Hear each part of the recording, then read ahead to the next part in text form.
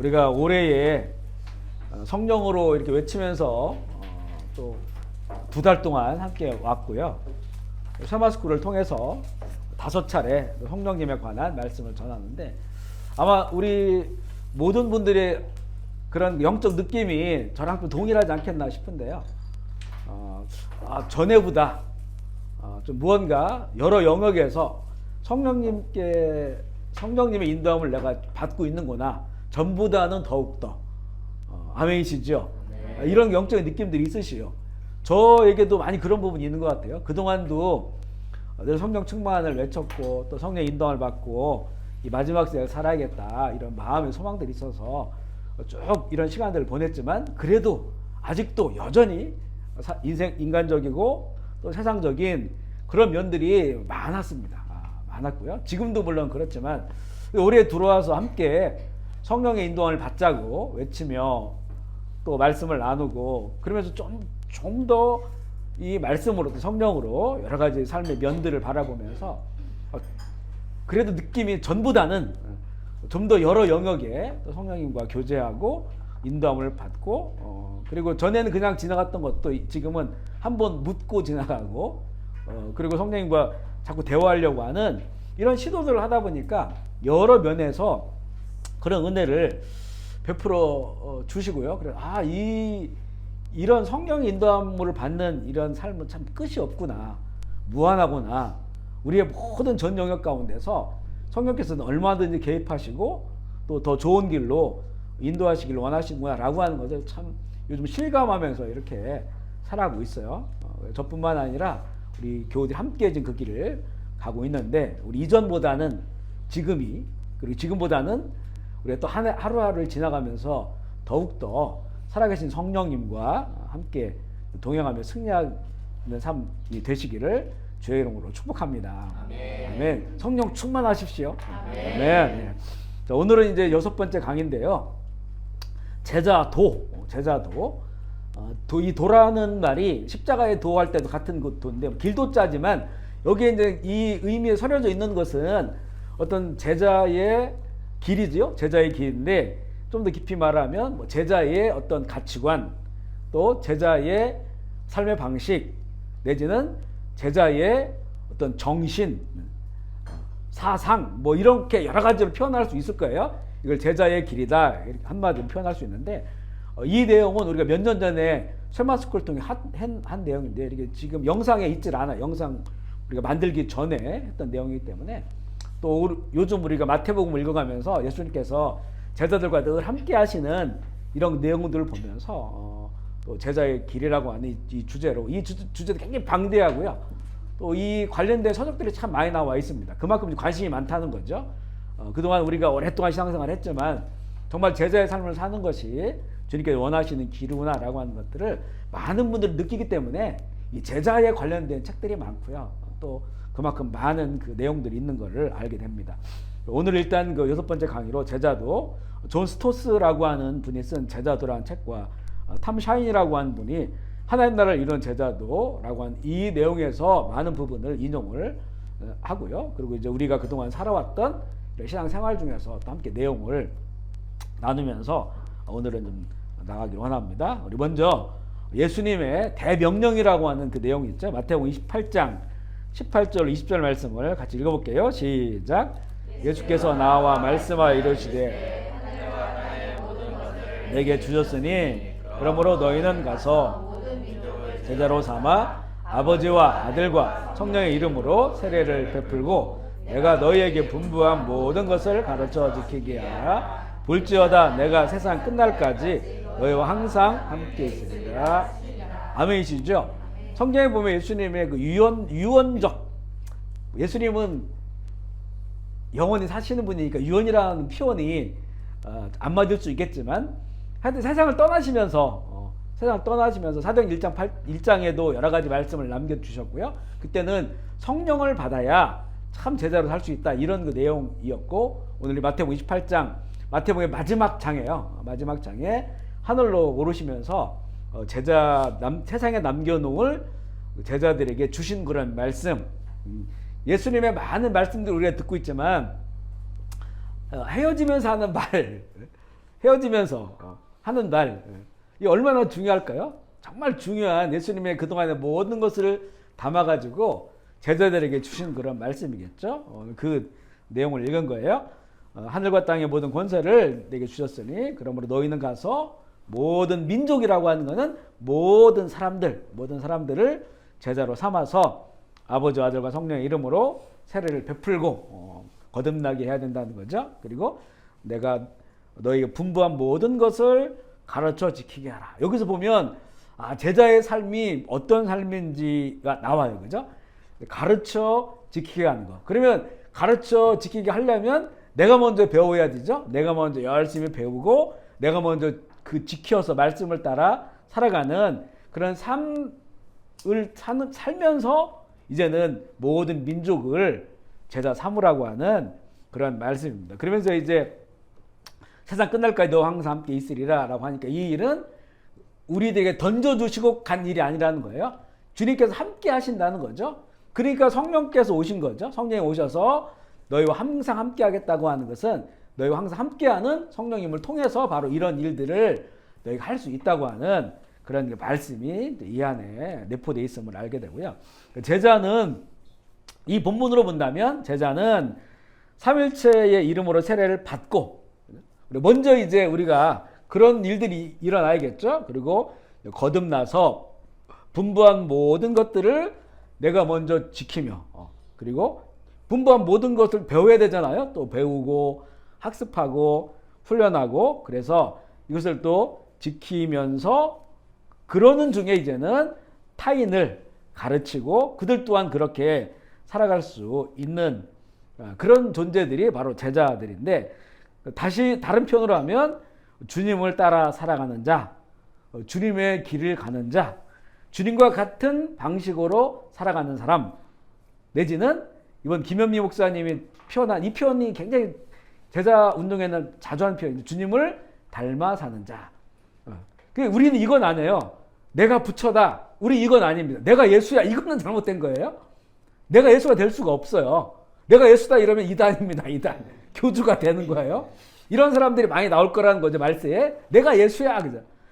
우리가 예수는 아니라 예수를 닮아가는 사람이 제자예요. 예수를 닮아가는 사람. 예수님은 독립적인 분입니다. 하나님이죠. 하나님. 그러니까 내가 예수가 될 수가 없어요. 그분이 육신을 통해 이 땅에 오셨기 때문에 우리는 그분을 보았고 그리고 그분에게 말씀을 들었고 배웠고 성령을 보내주시기 때문에 그분을 따라 살아가는 거지. 그러니까 예수님께서 걸어가신 발자국이 있어요. 그 발자국을 따라 사는 거예요. 발자국을 따라. 그러면서 예수님을 닮아서 예수님의 언행 심사, 예수님의 능력, 또 예수님의 그런 그 행복, 8가지 행복이죠. 예수님의 열매, 이런 것들을 우리가 닮아서 살아가는 그런 사람을 제자다 이렇게 말할 수 있고요. 예수님 주변에 있던 사람들이 있어요. 첫 번째가 이 사도는 뭐라고 할까요? 제자 중에서 제자는 많았습니다. 예수님을 따르는 제자들. 제자는 우리가 쉽게 말하면 학생들의 학생. 한 선생님이 계신데 많은 학생들이 이분이 너무 좋은 분이에요. 많은 대학에서도 보면 아주 유명한 그 교수님들이 있잖아요. 그러면 몇천 명씩 그 강의를 들으려고 하는 거예요. 그것처럼 좋은 선생님이 있으니까 많은 학생들이 따라왔단 말이에요. 학생들. 물론 학생하고 제자는 좀 달라요. 학생은 학습하는 거예요. 배우는 거예요. 지식적으로. 제자는 그 배운 것을 훈련해서 그 배운 대로 살아가는 사람들이 제자예요. 아멘이시죠. 여기 차이가 있어요. 학교는 다니는 곳이고 학교는 댕기는 곳이고 이렇게 차이가 있는 것처럼 학교에는 선생님이 있고 학교에는 선생님이 있고 이게 이 차이가 좀 있는 것처럼 별로 재밌을 줄 알았는데 아까 기도할 때 생각을 주셔서 이거 재밌는 거다 이렇게 성령께서 생각을 주셨나 보다 했는데 생각보다 별로 우리 집사님이 반응이 너무 없으셨어요. 옆에서 막 터져줘야 되는데 이것처럼 학교와 학교가 다른 것처럼 그래서 이 학생과 제자가 다른 거예요. 그래서 학생은 학교 가면 돼. 제자는 광야로 가야 돼요. 학교는 배우는 데 그죠? 지식을 배우는 데지만 제자는 광야로 나가야 돼요. 그리고 거기서 훈련을 해야 되는 거예요. 이걸 바로 제자라고 우리가 얘기할 수 있는데요. 근데 사도는 뭐냐? 사도는 그 제자들 중에서 세상 가운데 보낸 사람들을 사도라고 해요. 그러니까 사도 아포스텔은 보내심을 받은 자들이야. 제자는 부르심을 받은 사람들이에요. 예수님께서 다니시면서 선택한 제자도 있고, 그리고 예수님이 좋아서 따라오는 제자들도 있어요. 자원에서 제자들 그룹이 여기서 이제 이 아포스텔 사도들은 뽑아서 세상 가운데 능력을 주고 보낸 그 사람들의 사도예요. 그래서 사도는 12사도. 물론 지금도 어떤 뭐 예수님으로부터 사도적 권위를 받았다 이렇게 말하는 사람들도 있어요. 근데 우리는 명확하게 잘 모르겠습니다. 그런데 이 사도들은 보내심을 받은 사람들이니까 그 많은 제자들 중에서 특별하게 뽑아서, 그러니까 제자는 말 그대로 지금 훈련하는 사람들이지만 사도는 그 중에서 훈련생들을 뽑아가지고 가르치고 예수님처럼 가르치고 선포하고 치유할 수 있는 능력을 주신 거예요. 아멘이시죠? 그러니까 저도 지금 예수님의 제자잖아요. 제자인데 제가 교회에서는 목사잖아요. 목사니까 이렇게 말씀을 연구하고 가르치는 거예요. 그것과 마찬가지입니다. 우리 모두가 다 제자예요. 또 우리의 제자도 있어요.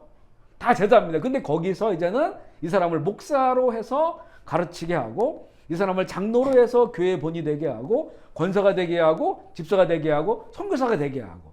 아멘이시죠? 그러니까 이거는 사도, 목사, 장로, 이거는 직임입니다. 직임. 제자는 우리 예수님 따르는 모든 사람들이 제자예요. 그러니까 우리는 본질적으로 제자예요. 그리고 본질적으로 좋은 제자가 되도록 해야 돼요. 그죠? 그런 속에서 우리에게 주신 직임을 감당하는 겁니다. 그래서 교사가 될 수도 있는 것이고, 또 여러 가지 헌신과 봉사할 수 있는 그런 직임들을 우리에게 주시는 거예요. 그런데 보면 예수님의 주변에 있는 많은 사람들이 있어요. 그 중에서 이제 사도가 있죠. 사도 그룹. 특별한 스페셜한 그룹들이에요. 그리고 이제 제자는 많은 제자들. 나중에 요한복음 8장에 보면 예수님께서 말씀을 가르치시고 결국 이게 십자가의 길을 걸어야 된다고 말씀하니까 제자들이 떠났다겠죠. 우리 지난번에 나눈 말씀입니다. 제자들이 떠났어요. 다시는 오지 않았다는 거예요. 그러니까 제자 그룹들 중에서도 정말로 거기에 대해서 더 바른 제자로 훈련받아서 정말 예수님을 닮아 살아가는 사람들이 있고, 결국에는 거기 떨어져 나가는 제자들도 있다는 겁니다. 그걸 성경에서 보여주고 있는 것이고요. 그래서 제자 그룹이 있고, 그리고 또 하나는 어떤 그 목적을 가진 특정 무리들이 있어요. 특정 무리들. 이 특정 무리들, 한 무리는 어떤 사람들이냐면 그 많은 무리들 가운데서 놀라운 일을 경험한 사람들이에요. 나병 환자, 12해 동안 혈우병 걸린 여인, 죽은 소녀. 이 사람들은 자기 인생 가운데 예수님 만나서 특별한 일을 경험했어요. 이 사람들은 특정한 무리에 속한 사람. 이 사람들은 그 경험 때문에 제자가 될 수도 있어요. 하지만 그 사건을 경험했지만 그 10명이 나병 환자가 치유받았는데 한 명만 돌아와서 예수님 감사했단 말이에요. 9명 어디 갔느냐. 자기에게 예수 만나서 놀라운 일이 벌어졌는데 그걸 끝난 사람도 있다는 거예요. 끝난 사람도 있어요. 하지만 이 군대 귀신 들렸던 그 사람이 군대 귀신 쫓아나고 예수님을 섬겼다는 거예요.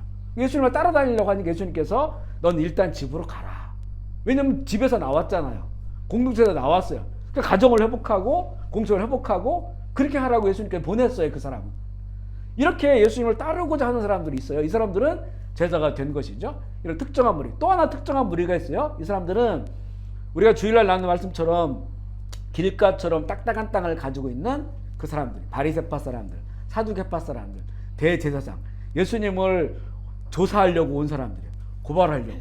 그래서 예수님 뒷조사하는 사람들. 이런 사람들도 예수님 근처에 있었다는 거예요.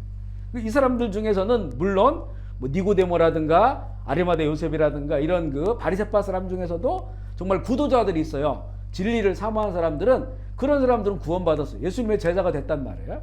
그런데 끝까지 그런 입장에 서서 예수님을 죽이고자 했던 그런 특정한 무리도 그들 가운데 있었다.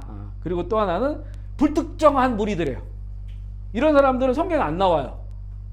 그냥 예수님만 따라다니는 거예요. 오병이어 기적 때 거기 수만 명이 밥을 나눠 먹었어요. 예수님 손으로부터 전달된 그 떡과 고기를 나눠 먹었단 말이에요. 저는 이 부분을 참 오랫동안 생각해 봤어요. 인간적으로 생각을 해보는 거죠. 도대체 어떤 상황이 벌어졌냐. 자꾸 이제 말씀을 연구하다 보니까 이렇게도 보고 저렇게도 보고, 분명히 성경에 보면 사람들 앉혀놨어요. 많은 사람들이 있었는데 여기저기 오니까 앉혀놓으면 뭐라고 할까요? 이렇게 뭔가 질서가 생겨요. 그리고 또 다른 데 보면 50명씩 앉혀놨다가 나와요. 50명씩 앉혀놓으면 수만 명 있을 때는 그 중에 내가 하나지만 50명씩 앉혀놓으니까 어디서 왔어요? 물어보고 나 저기 갈리에서 왔어요. 난 저 유대에서 왔어요. 어떤 무리가 형성되잖아요. 공동체가 형성돼요. 그러면서 예수님께서 떡을 떼어주시는데 이게 이제 예수님이 물고기 그 보리떡 5개, 물고기 2마리, 7개 이걸 가지고 이제 제자들 12제자를 세워놓고 하나씩 줬을 거 아니에요? 근데 이게 한 명한테 주면 끝이잖아요. 예를 들어 물고기 하나 주고 7명한테 주면 끝나요. 그런데 물고기 2개 주고 한 명한테 떡 5개 줬는데 또 있어. 또 똑같이 또 있어. 12명이 또 가가지고 또 12명에게 주니까 24개가 되죠. 24명이 또 나가가지고 또 주니까 48개가 되죠. 그때부터 내가 계산을 못해. 산수를 잘 못해가지고. 이런 방식으로 간 거냐. 아니면 예수님께서 기도하니까 갑자기 이 물고기가 공룡만게 변했냐. 그걸 뜯어먹었느냐. 아무래도 예수님 손으로부터 시작됐다고 하니까 거기서부터 계속해서 예수님은 그 창조주이시니까 물질세계 안에 잡혀있는 분이야. 갇혀있는 분이야. 물질세계를 초월하신 분이니까. 그 오늘 우리가 읽은 말씀에도 물 위로 걸어가려면 이거 과학적으로 보면요. 예수님께서 물보다 더 가볍던지 아니면 이 인력 법칙에 있어서 땅이 사람을 끌어들이잖아요. 그러니까 물에 빠지는 거예요. 밀도가 훨씬 더 다르니까 물 밀도가. 그런데 그게 작용이 안 되는 거예요. 왜냐하면 그런 모든 세상의 창조의 법칙 위에 계신 분이니까 예수님은 하나님이시니까 전혀 이게 작용할 수 없는 거예요. 예수님이. 그러니까 물 위에서 얼마든지 걸어 다니시는 그런 모습들을 보여주시는 거죠. 그러니까 이런 것들을 경험하면서 너무 놀라우니까 그래서 예수님을 구경하러 나온 수많은 무리들도 있다는 거예요. 그리고 예수님께서도 요한복음에 보면 똑같은 이 오병이어 기적할 때 많은 사람들이 예수님 막 찾아다니니까 너희들이 나를 찾는 것은 배가 고팠을 때 빵을 먹었기 때문이다. 공짜로 먹으니까. 그리고 예수님이 주시니까 얼마나 맛있었겠어요. 세상 음식이 아니었겠죠. 그러니까 그걸 더 먹으려고 쫓아다니는 거예요. 절대 제자가 될 수 없는 사람들이죠. 이런 사람들. 그러면서 그들을 책망하시고 결국엔 내가 이 오병이어 기적을 행한 것은 내가 생명의 빵이라고 하는 것을 표적으로 보여준 거다. 나를 먹어야 된다. 아멘이시죠? 주님을 먹고 그걸로 내가 살아가고 그래서 그것을 다른 사람에게 전하는 그런 제자의 삶임을 알게 됩니다. 이런 그 무리들이 예수님과 함께 있다는 거고요. 크리스천인가 제자인가. 우리 몇 년 전에 나온 유명한 책이 있죠. 팬인가 제자인가. 너는 예수님을 예수님이 너무 좋아서 따라다니니까 팬이냐? 팬심으로 따라다니냐? 예수님이 너무 멋지고 정말 제자로 따라다니느냐? 그걸 묻는 그런 책인데요.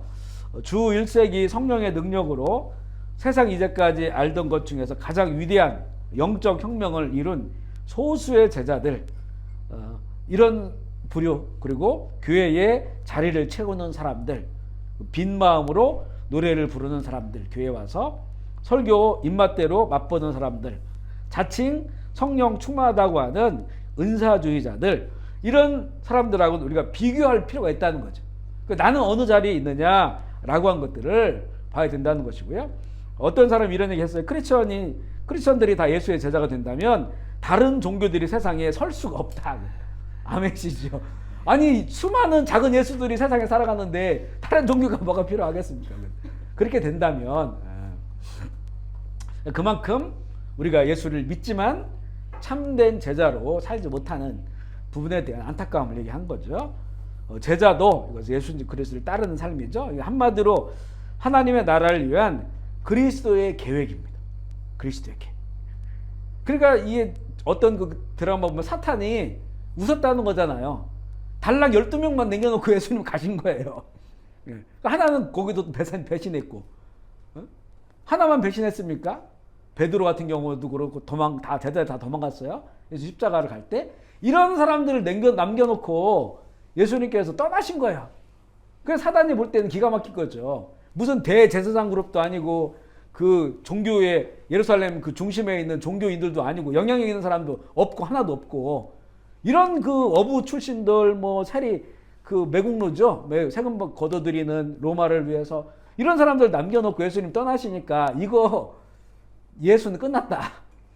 이거는 이 무브먼트는 끝난 거야. 우리가 이겼어. 라고 했는데 그런데 이게 온 세상을 바꿨잖아요. 그죠? 이게 바로 그리스도의 계획이라는 겁니다. 그래서 예수님의 마지막이 뭡니까? 제자 삼으라는 거죠. 그러려면 너희들이 뭐 참 제자가 되고 그리고 예수의 이름으로 제자를 삼아라.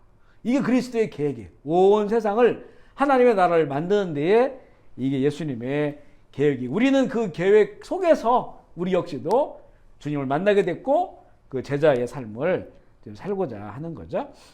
유대교 랍비의 제자들은 자신들이 랍비를 선택했어요. 당시에 그 유명한 랍비들이 있어요. 가말리엘, 그 사도 바울은 가말리엘 문해생. 이 바리새파안에 몇 가지 학파들이 있어요. 학파 중에서도 유명한 그 선생들 랍비들이 있어요. 그 랍비들을 찾아가는 거예요. 우리가 좋은 학교를 가려고 하는 것처럼 좋은 교수님을 만나고 하려고 하는 것처럼 찾아가요. 그렇지만 그러니까 유대교 랍비의 제자들은 자신이 랍비를 선택했지만 예수님은 자신이 제자를 부르셨어요. 예수님 제자를 찾아오셨어요. 그리고 그들을 부르신 거고요. 랍비는 토라를 따르도록 가르쳐. 토라. 구약 성경이라고 생각하면 돼요. 토라를 따르도록 가르쳤지만 예수님은 나를 따르라. 자신을 따르라고 가르치십니다. 부르심을 받았다는 것은 내가 선택한 것이 아니라 주님께서 부르셨기에 주님이 주권적으로 인도하는 삶이 되어야 합니다. 이거 동의하십니까? 네. 우리는 이 부분이 되게 명확하지 않을 때가 있어요. 내가 선택한 거, 내가 종교를 선택한 것 같아요. 내가. 또 특별히 이런 모태신앙들, 눈을 떠보니까 기독교지만 태어났으니까 이건 뭐 내가 선택한 게 아니야. 이거는 물론 이제 어떻게 사람이 대대로 우리 집안에서 선택된 종교에 내가 태어나서 예수를 믿은 거야. 이렇게 생각하거든요. 그런데 나중에 우리가 영적으로 깊은 곳에 들어가 보면 그건 우리가 선택한 게 아니었었어요. 모든 사도 바울이 그걸 보여주잖아요. 사도 바울은 전혀 예수를 믿을 사람이 아니었다고요. 오히려 믿는 사람들을 핍박하는 사람들이었는데 주님이 찾아오셨잖아요. 그것과 똑같아요. 사도 바울은 특별하고 우리는 그렇지 않다 안 해요. 똑같습니다. 우리는 알지 못하는 어떤 그 상황 속에서 주님은 계속 우리 인생 가운데서 문을 두드리고 계셨어요. 그렇죠? 문을 두드리고 계셨어요. 그 문을 두드림에 내 마음의 어떤 상황 속에서 그걸 잡은 거예요. 잡은 거. 이미 주님은 우리 인생 가운데 오셨고 지금 안 믿는 사람 모두도 마찬가지예요. 그 모든 자를 하나님은 그 영혼을 사랑하시기 때문에 어떤 방식으로든지 주님께서 그들의 문을 두드리고 계시는 거예요. 주님 우리에게 찾아오십니다. 그래서 우리가 종교라고 안 한다고 그랬죠. 종교는 사람이 하나님을 찾아가는 거예요. 하나님을 만나기 위해서. 그래서 수양하고 고향하고 거룩해지려고 하는 거거든요. 그런데 우리는 그게 아니에요. 하나님이 찾아오셨어요. 아멘이시죠? 우리 인생 내가 결정한 게 아니에요. 지금 예수님 믿는 게. 하나님 우리 인생 가운데 이거를 영적으로 딱 들어가 보면요. 딱 언젠가는 확실히 모르지만 분명히 주님께서 나를 찾아오셨다고 내가 알게 돼요. 거기에 감동을 하면서 사도 바울 뭐라고 고백합니까? 모태로부터 하나님이 나를 선택하셨다는 거예요. 이거 사도 바울 인생 보면 말도 안 되는 거예요. 말도 안 되는 거거든요. 그런데 이 깊은 영적인 세계에 들어가 보니까 하나님께서 모태로부터 내 어머니 뱃속에서부터 주님께서 나를 선택하신 거다. 그렇게밖에 고백할 수 없다는 거예요. 그게. 이 얘기는 우리 인간적으로 봐서 모든 게 결정됐다? 이게 아니에요. 하나님은 모든 걸 결정해서 로봇처럼 우리 인생을 끌고 가지 않는다는 거예요. 그러니까 이게 신비한 거예요. 복음의 신비. 이게 그걸 비밀이라고 하거든요. 비밀. 아무도 몰라. 어떻게 됐는지를. 근데 분명한 것은 하나님이 나를 뭐 선택하셨어.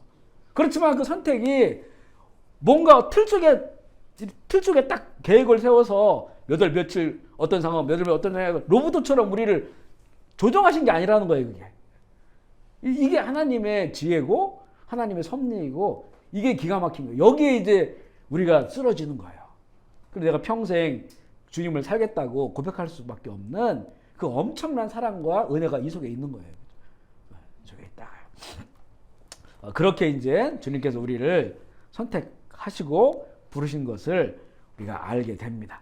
그러니까 제자는 자신의 취사 선택으로 하는 것이 아니라 주님의 뜻대로 사는 자, 주님이 나를 부르셨고 선택하셨다고 하는 것을 인정하고 그 뜻에 따라 사는 자가 바로 제자가 될 수 있는 것이고요. 그 제자의 이제 여러 가지 삶이 나와 제자의 길에 대해서 그 중에 하나가 첫 번째 보면요, 불순응이에요. 순응하지 않는다는 거예요. 좀 어려운 말이겠지만 불순응. 그러니까 제자는 세상에 대해서 이중적인 책임을 가져요. 두 가지의 그런 모습입니다. 하나는 한편으로는 세상 속에 살면서 세상에서 증인의 역할을 감당하며 제자의 삶을 살면데, 다른 한편으로는 세상에 오염되거나 빠지거나 부패해서는 안 된다는 거예요. 이게 세상에 대한 이중적인 그런 그 가치관을 우리가 가지고 있는 거예요. 이중적인 면에 대해서. 아멘이십니까? 그래서 교회가 세상 복판에 있는 거예요. 그렇지 않으면 우리가 산으로 들어가야죠.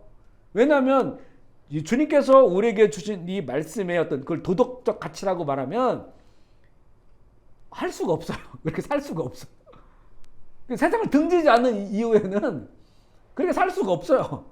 그래서 예수님은 세상을 등지라고 하는 게 아니고 세상 속에서 그 일을 하라는 거예요.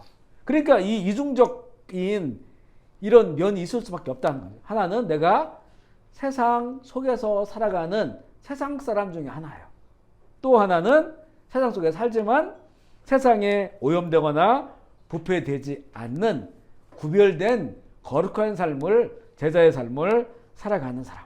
우리는 세상을 도피하는 사람들이, 이게 이제 그 우리 신앙의 역사 가운데 세상을 도피했을 때는 언제냐면 로마 시대나 너무 교회 자체가 타락해가지고요, 부패해서 그곳에 희망을 찾을 수 없는 사람들이 광야로 나오고 사막을 나오고 땅굴을 파고 들어간 거예요. 그들이 있었기 때문에 그 면면이 그 이어지는 그 거룩한 줄기들이 있는데, 그렇다고 거기서 모든 사람이 나와버리면 그거 세상을 도피하는 이런 방식은 안 되는 거죠. 그곳에서 이제는 이 광야로 사막으로 들어간 사람보다 훨씬 더 많은 사람들이 그 속에서 주님을 증거하다가 죽었어요. 순교했단 말이에요. 로마에 가면 그 칼타콤, 지하 무덤이죠. 무덤 속에 이 크리스찬들이 살 수가 없으니까 지하 무덤에 들어가지고 미로 같은 곳에 살다 보면 30만 명이 거기서 죽었어요. 30만 명이. 제가 이제 로마 칼타콤을 갔었거든요. 근데 베드로 성당과 바울 성당과 거기 미켈란젤로의 그림도 봤고, 그리고 이제는 그 지하 무덤에 들어갔거든요. 근데 저희에게는 그 칼타콤이 훨씬 더 은혜롭더라고요. 베드로 성당은 이제는 구경거리가 돼버렸어요. 거기 예배 안 드려요. 뭐 드리긴 드리지만 우리가 생각하는 그런 예배가 아니에요. 관광지가 됐죠. 웅장하죠. 엄청나죠. 100년 걸렸어요. 그 질 때. 근데 그거 짓느라고 면제부 팔았잖아요. 그죠? 근데 지하 들어가니까 익투스라는 게 그 물고기 문양이잖아요. 그때부터 생긴 거잖아요. 그게 익투스가 거기 이제 헬라어 첫 글자를 다 따가지고 그걸 보면 뭐 예수 그리스도, 나의 구조, 나의 왕, 뭐 이런 의미의 단어를 첫 글자만 따면 그게 물고기예요. 익투스라고 하죠.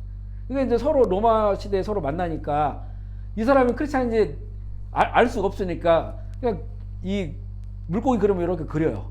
그러면 어떤 사람이 자기도 물고기 그림 그리는 거예요. 그러면 서로 그리스도인인 거예요. 아, 우리는 그리스도인이다. 그러다가 이제는 발각되니까 다 죽을 수밖에 없으니까 지하 무덤으로 들어가서 거기는 이제 못 쫓아와. 군인들이 쫓아와도 미로로 돼 있어가지고 한 군데만 막으면 들어올 수가 없어요. 그래서 거기를 또 파고 죽으면 거기다 시체를 묻고 하다 보니까 엄청난 지하 무덤 세계가 된 것이고, 왕족도 들어오고 귀족도 들어오고 노예들도 들어가서 몇 년만 지나면 실명해요. 안 보여요. 어두운 데만 있다 보니까. 위에서 이제는 위에 있는 지상의 크리스찬들이 구멍을 뚫어가지고 거기다 음식을 내려다 주는 거예요. 그걸 먹으면서 살다가 가보면 군데 넓은 곳이 있어요. 넓은 곳에 모여서 예배를 드린 거예요. 거기서 예배를 드리고, 그리고 이제 거기서 늘 모여서 신앙을 지키다가 결국에는 30만 명이 거기서 죽었다는 거죠. 네. 30만 명이. 그러니까 이게 불순응적. 세상 속에 이렇게 살지만 세상에 어떤 오염되거나 부패돼. 결국 이게 안 되니까 지하 속으로 들어간 거예요. 그분들은. 그런 그 양면들을 우리가 볼 수가 있고요. 마태복음 6장 8절 말씀 읽어보겠습니다. 시작. 그러므로 그들을 본받지 마라.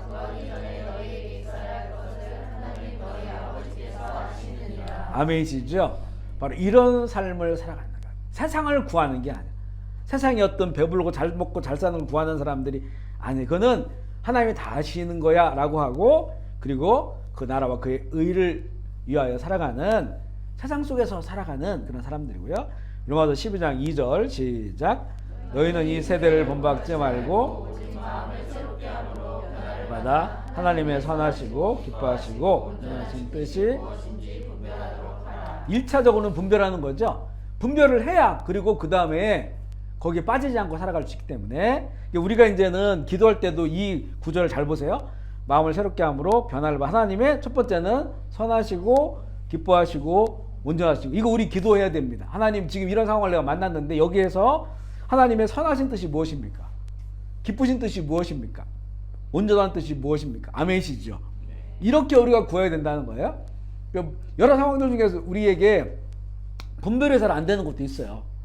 이게 성경의 말씀으로 확실하게 분별할 수 있는 것도 있어요. 많죠.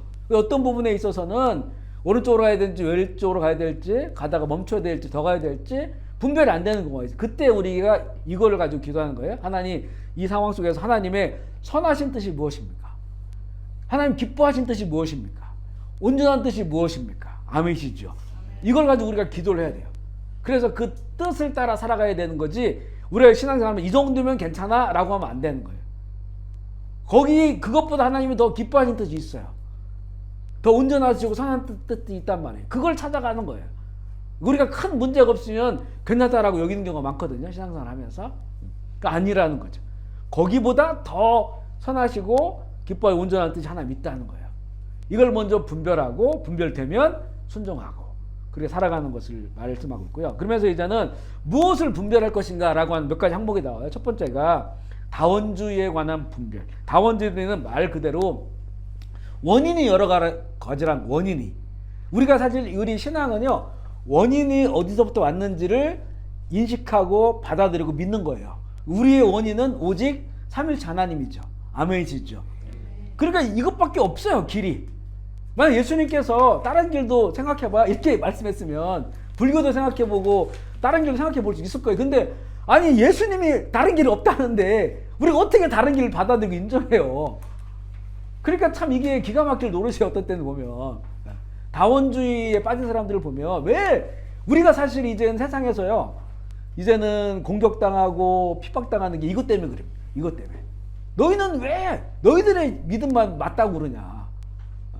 사실 우리에게는 우리의 믿음만 맞다고 말할 수밖에 없는 그 근원이 성경에 있어요. 하나님의 법칙이에요, 그게.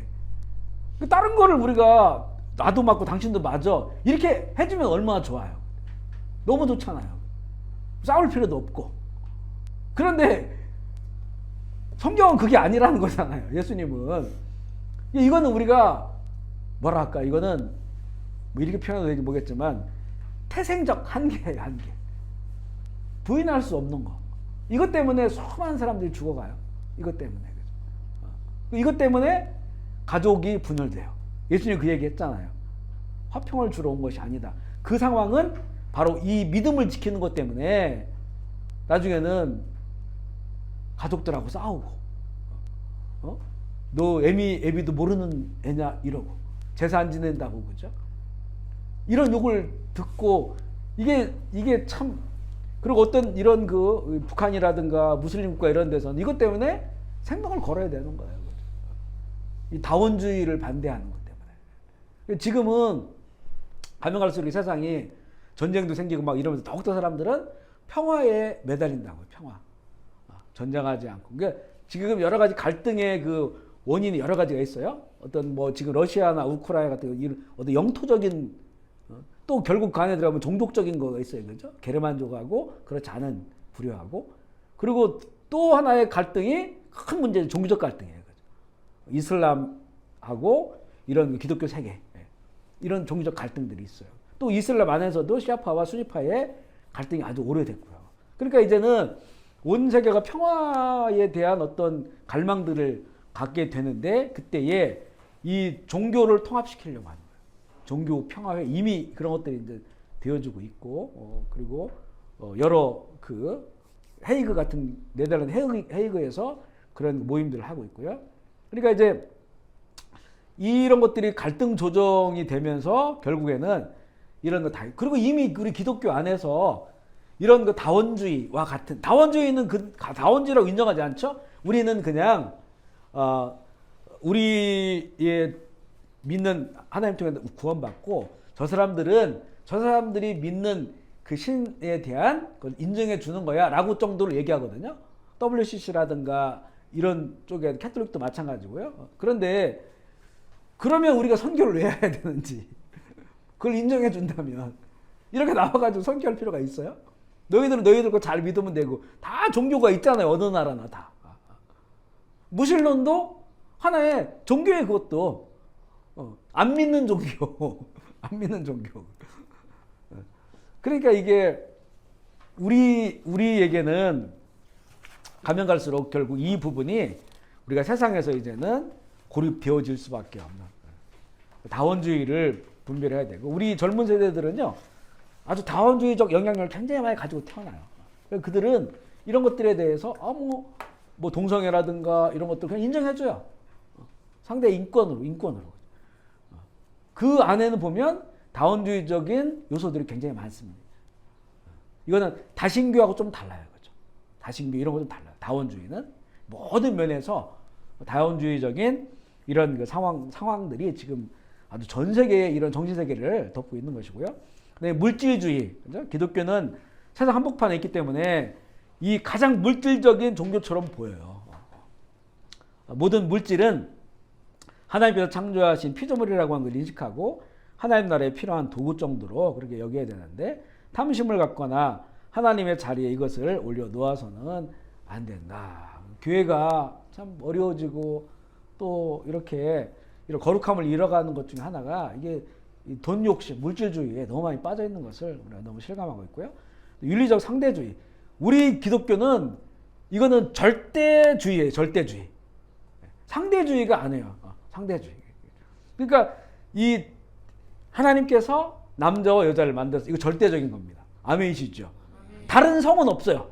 그런데 지금 세상 어떻습니까? 그걸 젠더라고 말을 바꿨죠. 젠더는 사회적 성입니다. 그러니까 내가 그런 성향이 있다라고 생각하면, 그래서 남성과 여성 사이에 지금 수백 가지의 성향이 있어요. 젠더가 있습니다. 나는 한 60%는 남자 같은 40% 여자 같아. 이걸 인정해 주자는 거예요. 인정해 주자. 이제 한국에도 계속 지금 이게 법안으로 제출되고 있는데요. 이거 통과되는 순간 우리에게는 많은 것들이 바뀔 거예요. 그렇죠? 학교 교재부터 다 바뀝니다. 엄마, 아빠 이게 아니고 아빠, 엄마 그리고 나 이렇게 바뀌어져요. 그렇죠? 이게 우리가 성경을 믿는 우리들이 볼 때 얼마나 끔찍한 일인가. 이미 수십 개 국에서 이런 일들이 벌어지고 있어요. 상대주의예요. 그러니까 하나님의 말씀은 절대 표준입니다. 아멘이시죠? 이건 바꿀 수가 없어요. 근데 이거를 사람들이 바꿔서 그 바꿔진 것들이 합법적이다라고 선언을 해놓는 거니까, 이게 하나님 편에서 보면 얼마나 이게 가증한 것이고, 그리고 근데 온 세상이 바로 이런 길로 가고 있다고 하는 것 같아요. 우리의 이 표준 가치는 절대 표준이고 절대 그 기준이라고 하는 것을 우리가 잊어서는 안 된다고 하는 것이고요. 그 다음에 나르시시즘인데요. 그러니까 이 디모데후서 3장에 나오죠. 마지막 때 가면 고통이 따르는데 그건 뭐냐면 다 자기만을 사랑한다는 거예요. 자기만을 사랑하기 때문에 그 수많은 그런 그 고통들이 그걸 통해서 이루어지는 거예요. 자기도취, 자기 사랑을 분별해. 자기 사랑인데 이것을 진짜 사랑인 것처럼 착각하고 거기 빠져 살아가는 것들이 너무 많다는 거죠. 특별히 이제 뉴 에이지 운동, 뉴 에이지가 새로운 시대 운동이라고 해서 그런 운동들이 지금 모든 문화, 예술, 또 대중가요 이런 것들에 굉장히 많이 들어가 있어요. 영어도 마찬가지고요. 그래서 다 그 뉴 에이지적인 요소들이 그 구간에 들어가 있는 것을 보게 됩니다. 그러니까 이걸 보면 이제 우리의 문제들을 해결할 수 있다는 거예요. 인본주의죠. 극대화된 인본주의. 그죠? 내가 구원자가 될 수 있고 우리끼리 할 수가 있다는 거예요. 바벨탑을 세우는 거죠. 우리가 하나님과 우리 이웃만을 사랑할 것이 아니고 우리 자신도 사랑해야 한다고 그들이 주장해요. 여러분 성경을 잘 보세요. 구약과 신약을 잘 보면 너를 사랑하라. 봤어요? 그런 구절? 너 자신을 사랑하라? 이거 아무리 찾아봐도 그런 말씀은 없어요. 다 하나님 사랑, 이웃 사랑이지. 너 자신을 사랑하라? 네 하고 싶은 거 해라? 네 뜻대로 살아라? 이거 하나도 없어요. 말씀에는. 여러분 동의하시나요? 네. 그렇죠. 동의하죠. 그죠? 그런 말씀 하나도 없습니다. 근데 우리는 너무나 자연적으로 나를 사랑하게 되어 있잖아요. 그러니까 오히려 예수님이 뭐라고 하냐면 너를 부인해라. 너를 부인해라. 그래야만이 진짜 사랑을 만날 것이다. 그리고 진짜 사랑을 알게 될 것이다. 너를 부인해야 된다. 그 말씀이에요. 그죠? 너 사랑하라고 한 말을 한 말씀도 없어요. 거기는. 네 뜻대로 살고 네 욕망대로 살고 네 감정대로 살고. 근데 우리 세상 교육은 어떻습니까? 다 그렇게 가르쳐요. 다 그렇게 가르쳐요. 교회 안에서도 마찬가지죠. 뭐 자아 개발. 이래서 무슨 4차원적인 교육 이래가지고요. 다 보면 너 그 안에 있는 그 감추어져 있는 그 능력을 극대화시킨다. 내 자녀에. 그렇게 하려면 자기를 들여다봐야 되거든요. 자기를 들여다보고 내 안에 있는 능력을 들춰내려면 나에게 긍정적이어야 되는 거죠.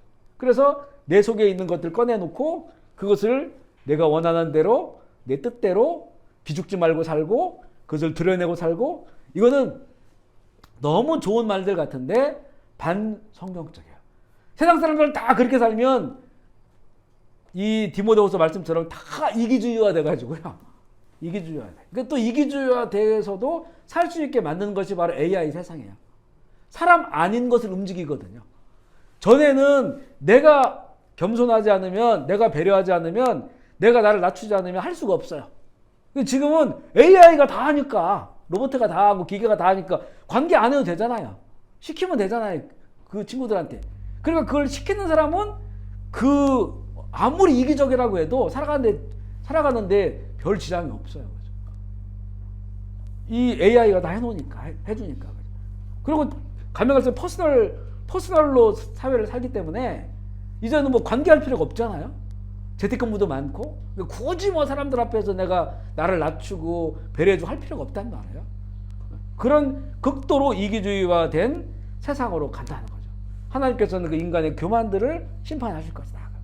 그거 하나님께서 진노하시는 그런 일들이 이제는 가면 갈수록 일어나는 것이고요. 예수님께서는 크고 첫째 된 계명, 둘째 된 계명 말씀하시지만 셋째 계명은 말씀하지 않아요. 나를 사랑하라는 없어요. 그죠? 하나님 사랑, 이웃 사랑, 그것이 첫째 되고 가장 중요한 것이다. 이렇게 말씀합니다. 아가페 사랑의 의미는 자신을 위해 자신을 희생하는 것이 아니고요. 다른 사람을 위해서 자신을 희생하는 거예요. 그런데 이 신앙생활을 하면서도 그 사랑을 나를 위해 하는 것처럼 이렇게 이제 여겨지는 경우가 있다는 거죠. 죽은 물고기는 물 흐름을 따라가지만 산물개는 물결을 거스르다. 이게 세상을 분별하고 살아가야 된다는 말씀이고, 첫 번째 분별, 두 번째는 닮아가는 것. 그죠? 하나님은 예수 그리스도 안에서 무너진 하나님 형상을 회복시키셨어요. 하나님의 형상을 본받는 것은 예수님을 닮는다는 의미입니다. 잘 생각해 보세요. 우리가 예수님께서 우리가 거듭난다고 하는 거, 새롭게 태어난다고 하는 거, 태어났다겠죠? 우리가 태어나서 아기가 되면 아무것도 못해요. 처음에는. 근데 이제 엄마의 젖을 먹으면서 엄마를 자꾸 쳐다봐요. 그리고 자꾸 새로운 걸 쳐다봐. 신기하게. 그리고 점점 그걸 닮아가요. 그리고 닮아가고 이제는 이 어느 정도 시간이 되면 학교에 가서 배워요. 배워서 뭔가 그동안 세상을 쭉 살아왔던 이치들이 학문에 담겨져 있잖아요. 그래서 우리가 배우는 거예요. 배우면서 그 세상을 살아왔던 삶과 전혀 다르지 않게, 우리 외계인이 아니니까 세상 속에서 세상의 가르침과 이치에 따라서 닮아가면서 자라나요. 그래서 이제 알게 되고 배우게 되고, 나도 이제 그런 삶을 살아가요. 세상의 일원으로서 이렇게 자라는 거에 마찬가지로 이제는 예수 믿고 새로 태어났어요. 태어나서 이제는 우리에게는 이 교과서가 있죠. 그리고 성령님 우리 가운데 오셔요.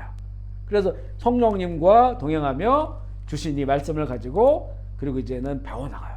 교회를 가면서 우리 먼저 된 믿음의 사람들을 보고 또 그들을 닮기도 하고, 물론 안 좋은 모델도 있어요. 그러면 이러면 안 되겠다, 이걸 배우면 돼요. 너무 욕하지 말고 그냥 이러면 안 되겠다. 이런 걸 배우고 좋은 모델들을 자꾸 이제 우리가 배우는 거예요. 이렇게 우리가 좀 성장하고 있는 거예요. 그러면 내 나이가 지금 몇인지가 어찌 보면 나올 수도 있어요. 그 어떤 경우는 신앙생활을 너무 오래 했는데 이 영적 나이는 뭐 이제서 사춘기 지나가고 그래 잘 삐지는 사람 있죠, 교회에서. 그 잘 삐지는 사람은 이제서 이 사춘기가 막 지나가려고 하는 거예요. 11살, 12살. 그 밑에 사람들도 있어요. 그죠? 말 안 듣는 7살이잖아. 막 교회 막 반대하고 무조건 하는 사람이 있어. 뒤에서 막 뭐라고 했었고 말 안 듣는 7살. 영적 나이가 바로 그런 거예요. 영적 나이가. 최소한 성인은 좀 돼야 되는데 예수 한 20, 30년 믿고 직분 받고 하면 한 성인 정도는 그래도 돼야 되는데 아직도 그 영적 나이가 이거 예수님은 그걸 봐요. 우리는 잘 못 보죠. 예수님은 그걸 보는 거예요. 그러니까 이제는 이 안 자라니까 안타까워한다고 하는 말씀이 성경 얼마나 많습니까? 자라나야 되는데 아직도 젖 먹고 있어. 누가 먹여줘야 돼. 누가 먹여줘야 돼. 어떤 분이 저희 교회에 나오셨는데요. 이건 하나의 그냥 예인데 나오셨다가 이제는 상처받고 이제 물론 지방에서 이렇게 사시는 분이라 지방으로 가셨어요. 나중에 어떤 선교사님이 말씀해 주시더라고요. 교회 왔는데 아무도 이제 밥 먹으라고 안 했다고 그래요. 근데 이분이 장로님이셔요. 한국에서. 장로님이신데 이제 오셔가지고 아무도 밥 먹으러 안 했다고 상처받아가지고 가신 거예요. 물론 이제 우리가 1차적으로는 우리의 어떤 무관심, 새로운 분에 대한 이런 그 배려가 없다고 하는 거를 그것 보고 참 저도 회개하고 그랬어요. 근데 한편으로 보면 장로님이 수십 년간 섬기시고 봉사하고 예수 믿은 분인데 근데 그 밥 먹으라고 안 해가지고 막 그러면서 여러분들한테 얘기를 하신 것 같더라고요. 제가 드렸는데 그러면서 나 같으면 좀 어떨까? 나도 다른 교회 갔을 때 이런 것 때문에 상처받고 교회 안 나오게 될까? 생각해 보니까 어떤 때는 또 이게 일리가 되기도 하면서 그러면 사실 교회는 사실 한 교회잖아요, 사실은. 교단 다르고 또 교인은 달라도 한 교회. 우리가 그 한 예수님으로부터 자랐어요. 예수님부터. 어떤 또 완전히 반대의 상황도 있어요. 처음 나오셨는데도 먼저 찾아와서 인사하고 또 먼저 찾아와서 밥 맛있다고 말씀해 주시고 좋다 이런 분도 있어요. 그죠? 그러면 우리도 막 힘이 생기고 이런 분들 있는데 또 그렇지 않은 그런 경우도 있어요. 이걸 이제 옳고 그름을 지금 말하는 건 아니고요. 좀 만약에 성숙됐다면 영적으로 어른이라면 어떻게 했을까라고 하는 것들을 생각해 보게 하는 그런 좀 경험이 되었습니다. 그래서 우리가 참 주님을 닮아 살아가는 점점 더욱 주님을 닮아가는 그런 삶을 좀 살아가야 됨을 알게 되고요. 우리 로마서 8장 29절 말씀 읽어볼까요? 시작. 하나님이 미리 아신 자들을 또한 아들의 형상을 본받게 하고 이는 그로만 아멘이시죠? 그 아들의 형상을 본받게 하기 위해 본받는 닮는다는 거예요. 그러니까 우리를 예수님을 닮게 하기 위해서 우리를 구원했다는 거예요. 이 말씀을 보면 우리를 부르셨다는 것은 예수님을 닮아야 그래야만이 하나님의 형상이 온전히 회복되니까 그 말씀이고요. 고린도서 3장 18절 시작. 우리가 다 수건을 벗은 얼굴로 거울을 보는 것 같이 주의 영광을 보며 그와 같은 형상으로 변화하여 영광에서 영광에 이르니 곧 주의 영으로 아멘이시죠. 그의 영광을 보며 그러니까 그와 같은 형상으로 변화되는데 이 어떤 일이냐면 주의 영으로 말미암음이라. 그러니까 우리가 하나님의 형상을 따라 산다는 것, 예수 그리스도 닮아 산다고 하는 것이 정말 성령께서 우리 가운데 함께 하시고 우리 인도하셔야만이 되어지는 것. 그리고 하나님께서는 그렇게 형상을 회복하기를. 그러니까 우리의 구원이라고 하는 것은 늘 얘기했지만 이게 이제 어떤 새로움이라기보다는 회복되어지 돌아가는 거예요. 또 처음으로 돌아가는 것. 아멘이시죠. 창조의 원형으로 돌아가는 것이다. 우리의 구원은 그런 이 하나님의 뜻을 보게 되고요. 요한 1서 3장 2절 말씀 시작. 하나님의 자녀라 장래에 어떻게 될지 아직 아니하였으나 그가 나타나시면 아는 것은 그의 참모습을 아멘이시죠. 그가 나타나시면 우리가 그와 같을 줄을 아는 것. 예수님께서 다시 오실 때 우리가 주님을 많이 닮아 있어야 된다는 말이에요. 아멘이시죠? 그러니까 이건 뭐냐면 우리 그런 얘기해요. 자꾸 보는 것을 바라보는 것을 닮아간다고 그러잖아요. 자꾸 바라보는 것을. 물론 이제 그 DNA가 있기 때문에 부모가 자녀 닮아가. 이거는 외모고. 그런데 그 부모 밑에 자라니까 애가 부모를 닮아가는 거예요. 왜냐면 자꾸 그걸 바라보니까. 자꾸 바라봐. 이게 바라보면 바라볼수록 닮아간다는 거죠. 이 땅에서 우리의 스승님이시고 우리의 구세주 예수님을 자꾸 바라보고 그분을 자꾸 말씀을 통해서 그분의 삶의 방식 따라 살다 보면 우리가 주님을 닮아가는 거예요. 닮아가니까 하나님께서 우리를 내 아들 닮은 내 자녀, 아들의 영을 부어주셔서 우리의 자녀를 삼아주신 거죠.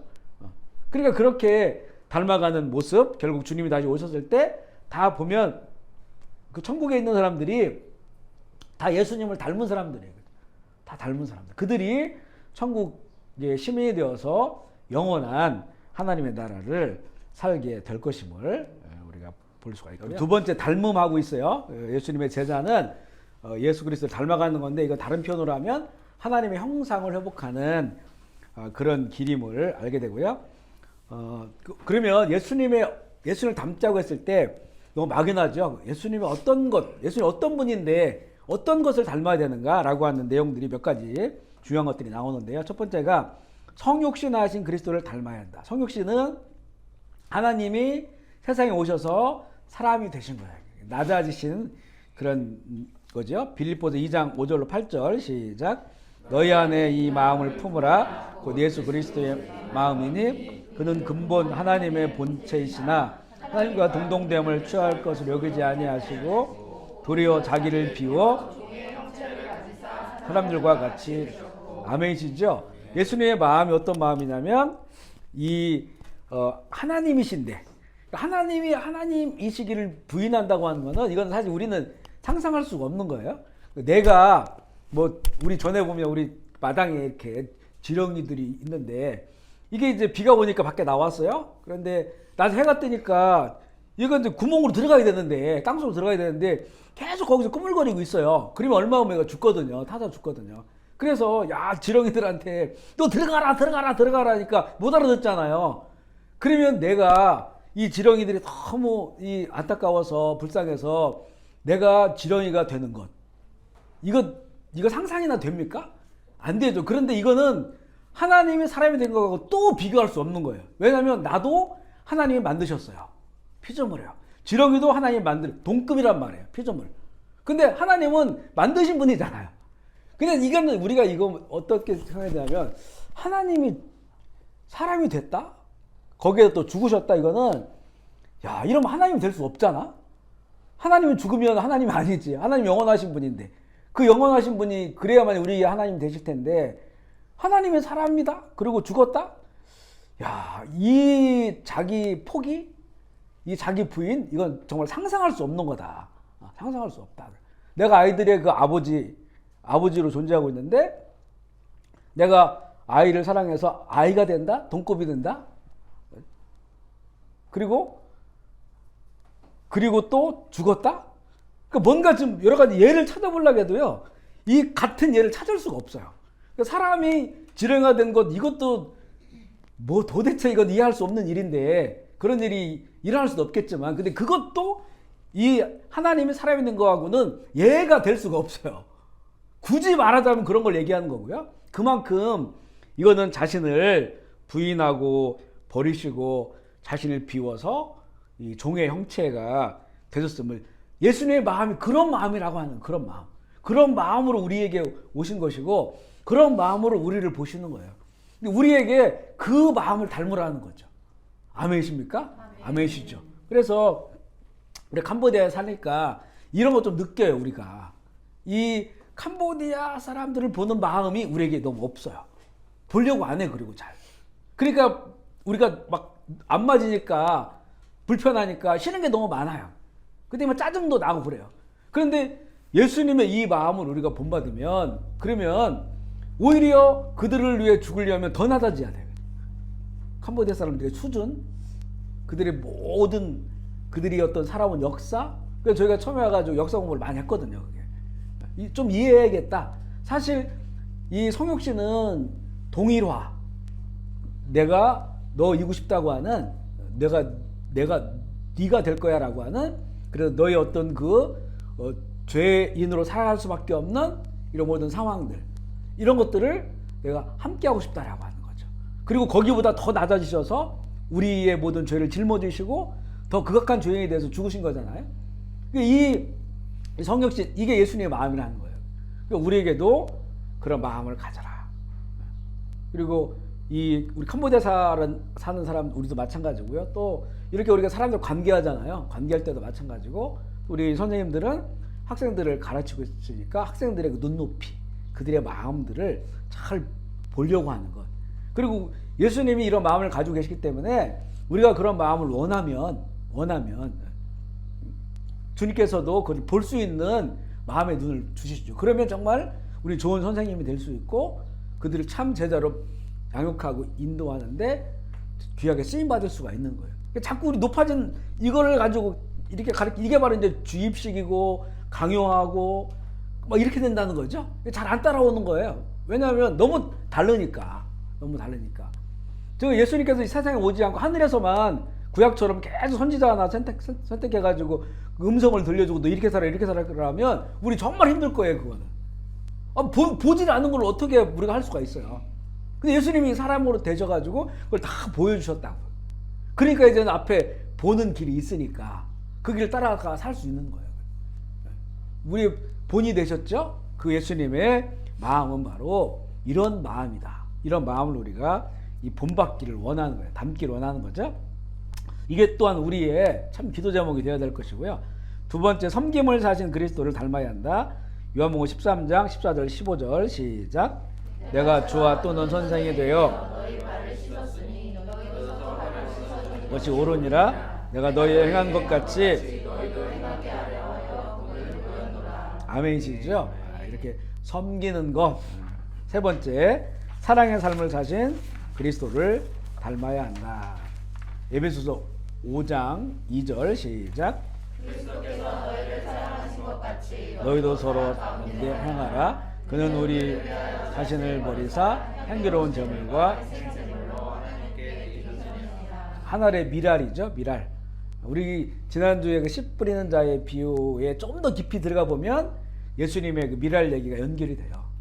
길가에 떨어진 그 미랄 하나 그대로 있잖아요. 싹을 틔우지 못했어요. 그런데 하늘이 땅에 떨어져서 결국에는 그 싹을 틔운다고 하는 것은 죽음을 얘기해요.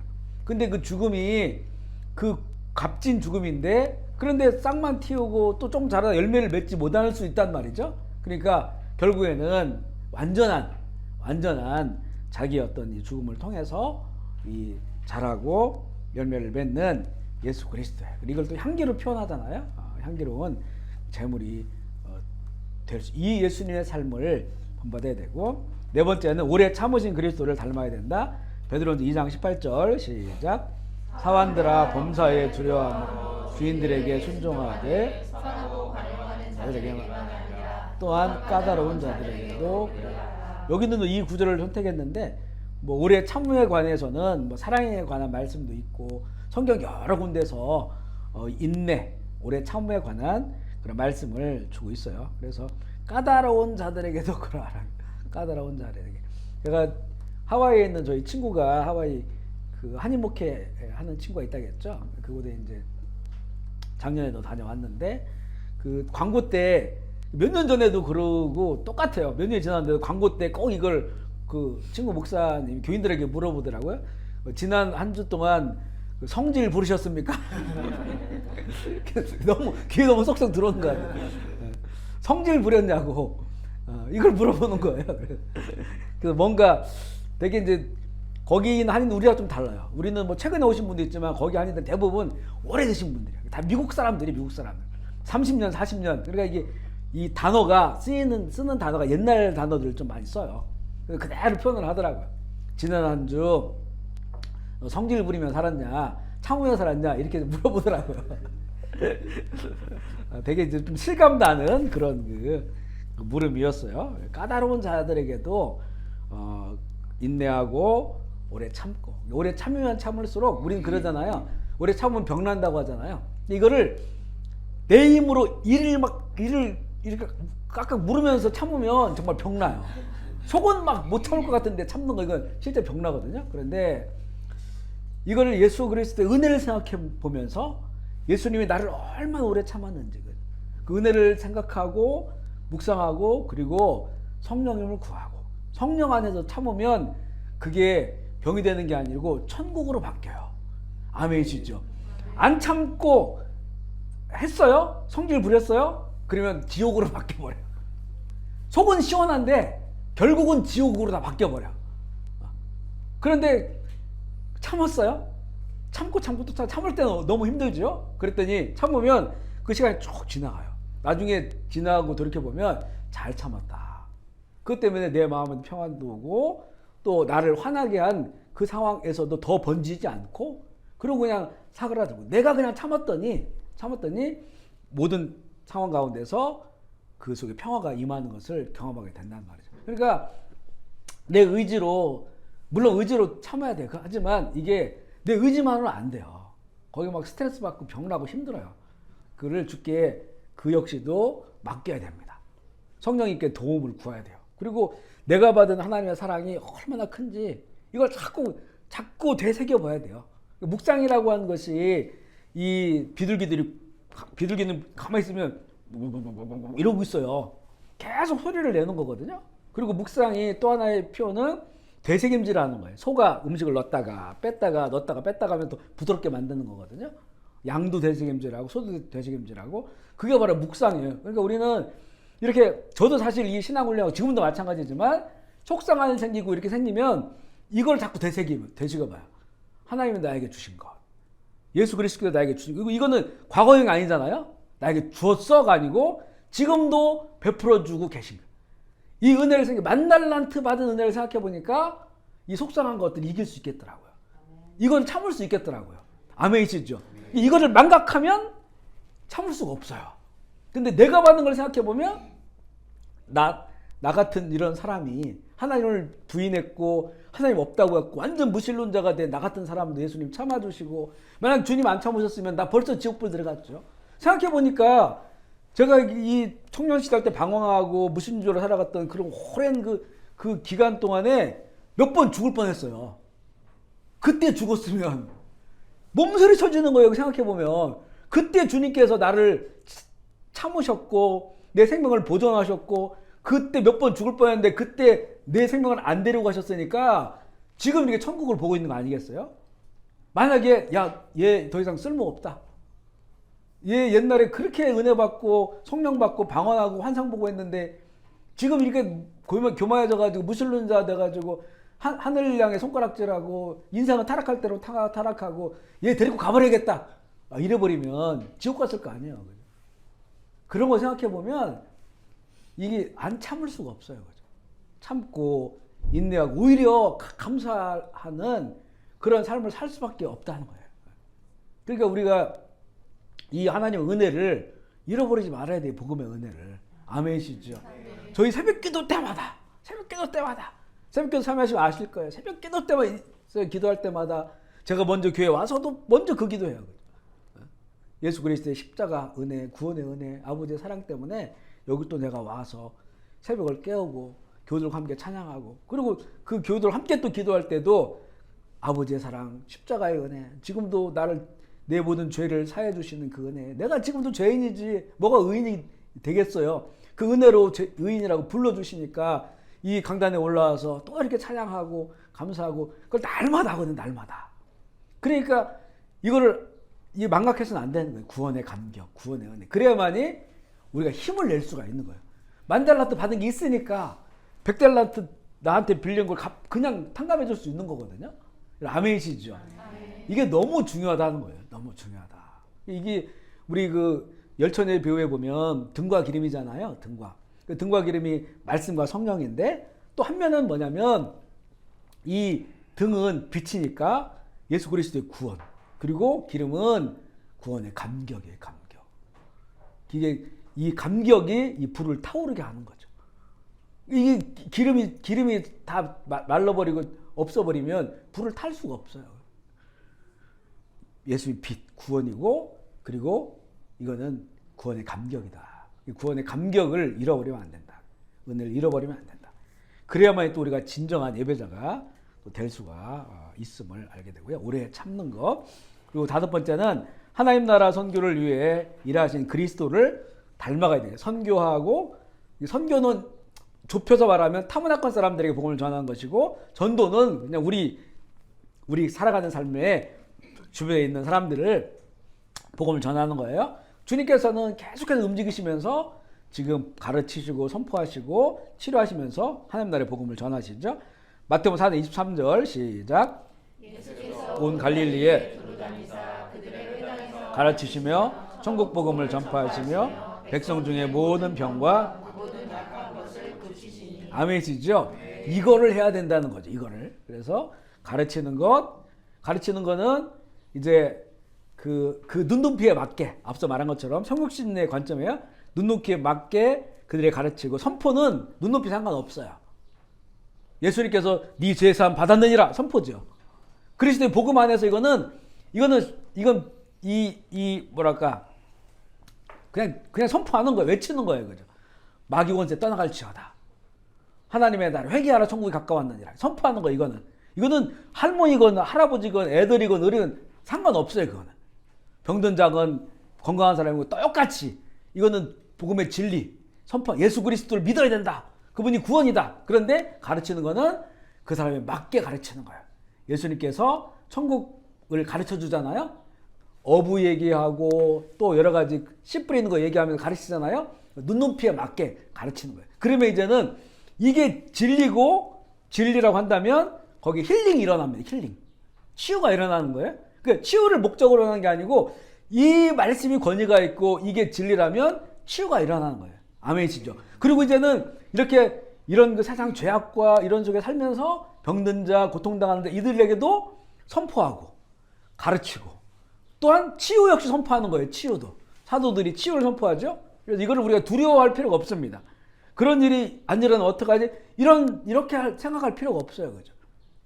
이거는 왜냐면 어떤 나를 선포하는 게 아니고 예수 그리스도의 진리의 복음, 계시된 복음을 믿음으로 선포하는 거기 때문에 그거는 우리 교사들에게 늘 얘기했어요. 우리 학생들 예배 끝나 마무리할 때 꼭 아픈 애들, 마음 아픈 애들, 몸 아픈 애들 위해 기도해 주라고. 예수의 이름을 선포하라고. 이거 타협할 게 없어요. 그러면 치료가 일어나고 힐링이 일어나면 우리 아이들이 더 큰 믿음을 갖게 될 수 있단 말이죠. 세 가지를 해야 돼. 이건 내가 안 해봤기 때문에 이건 못해 이렇게 하면 안 돼요. 가르치고 선포하고 치유하고. 아멘이시죠? 그렇게 이제는 선교하는 그런 삶을 살아가야 됨을 말씀하고요. 그리스도를 닮아 살아갈 때 고난의 신비가 있어요. 고난은 하나님이 우리를 그리스도를 닮은 사람으로 만드시는 과정의 일부다. 광야이고요. 그다음에 복음전도. 가장 효과적인 전도 방법은 자신이 말한 바를 그대로 구현해내는 삶. 그리고 그들은 곧 그들이 전하는 메시지다. 아멘이시죠. 내가 메시지를 선포하고 가르치는데 그러면 가장 중요한 것은 내가 메시지가 되어야 한다고 하는 것이에요. 그 다음에 성령의 내주하심, 예수님의 삶과 같은 삶을 보여주고 그렇게 살라고 하는 것은 아무 소용이 없다. 예수님은 그렇게 살 수 있지만 나는 그렇게 살 수가 없어요. 예수님처럼 예수님 똑같이 어떤 방식을 연구해가지고 살 수가 없다는 거죠. 예수님의 영이 내 속에 들어온다면 나도 그분처럼 살 수 있다. 아멘이시죠? 우리가 지금 배우고 이렇게 나누는 거지만 이거는 우리가 이걸 통해서 어떤 갈망을 갖고 성령께서 우리 안에 이것을 인도해 주셔야만이 그러면 진짜가 나타나는 거예요. 세상에 진짜가. 배우고 머리로만 배운 거는 가차로 나타날 수가 있어. 이미테이션이 될 수가 있다는 거죠. 진짜가 되기 위해서는 성령께서 우리 안에 계셔서 그 삶을 드러나게 했을 때 내가 이제 전하는 자가 메시지가 되는 거예요. 진짜 복음 전도사가 되게 되면 알게 되고요. 첫 번째는 분별이고 두 번째는 담는 것이고 세 번째는 성숙인데 우리 그 돌밭에 떨어진 그 씨앗의 미후처럼 지금 너무 얕다는 거예요. 우리 신앙이 깊지 못하다. 성숙되어야 된다. 골로새서 1장 26절로 28절 29절 시작. 우리가 그를 전파하여 각 사람을 권하고 모든 지혜로 각 사람을 가르침은 각 사람을 그리스도 안에서 완전한 자로 세우려 함이니 이를 위하여 나도 계속해서 능력으로 하시는 이의 역사를 따라 힘을 다하여. 수고하노라. 그러니까 주님께서 원하시는 것은 그리스도 안에서 완전한 자로 세우려 하시는 건데, 여기서 이제는 이 완전하라고 한 뜻이 우리에게는 되게 어려워요.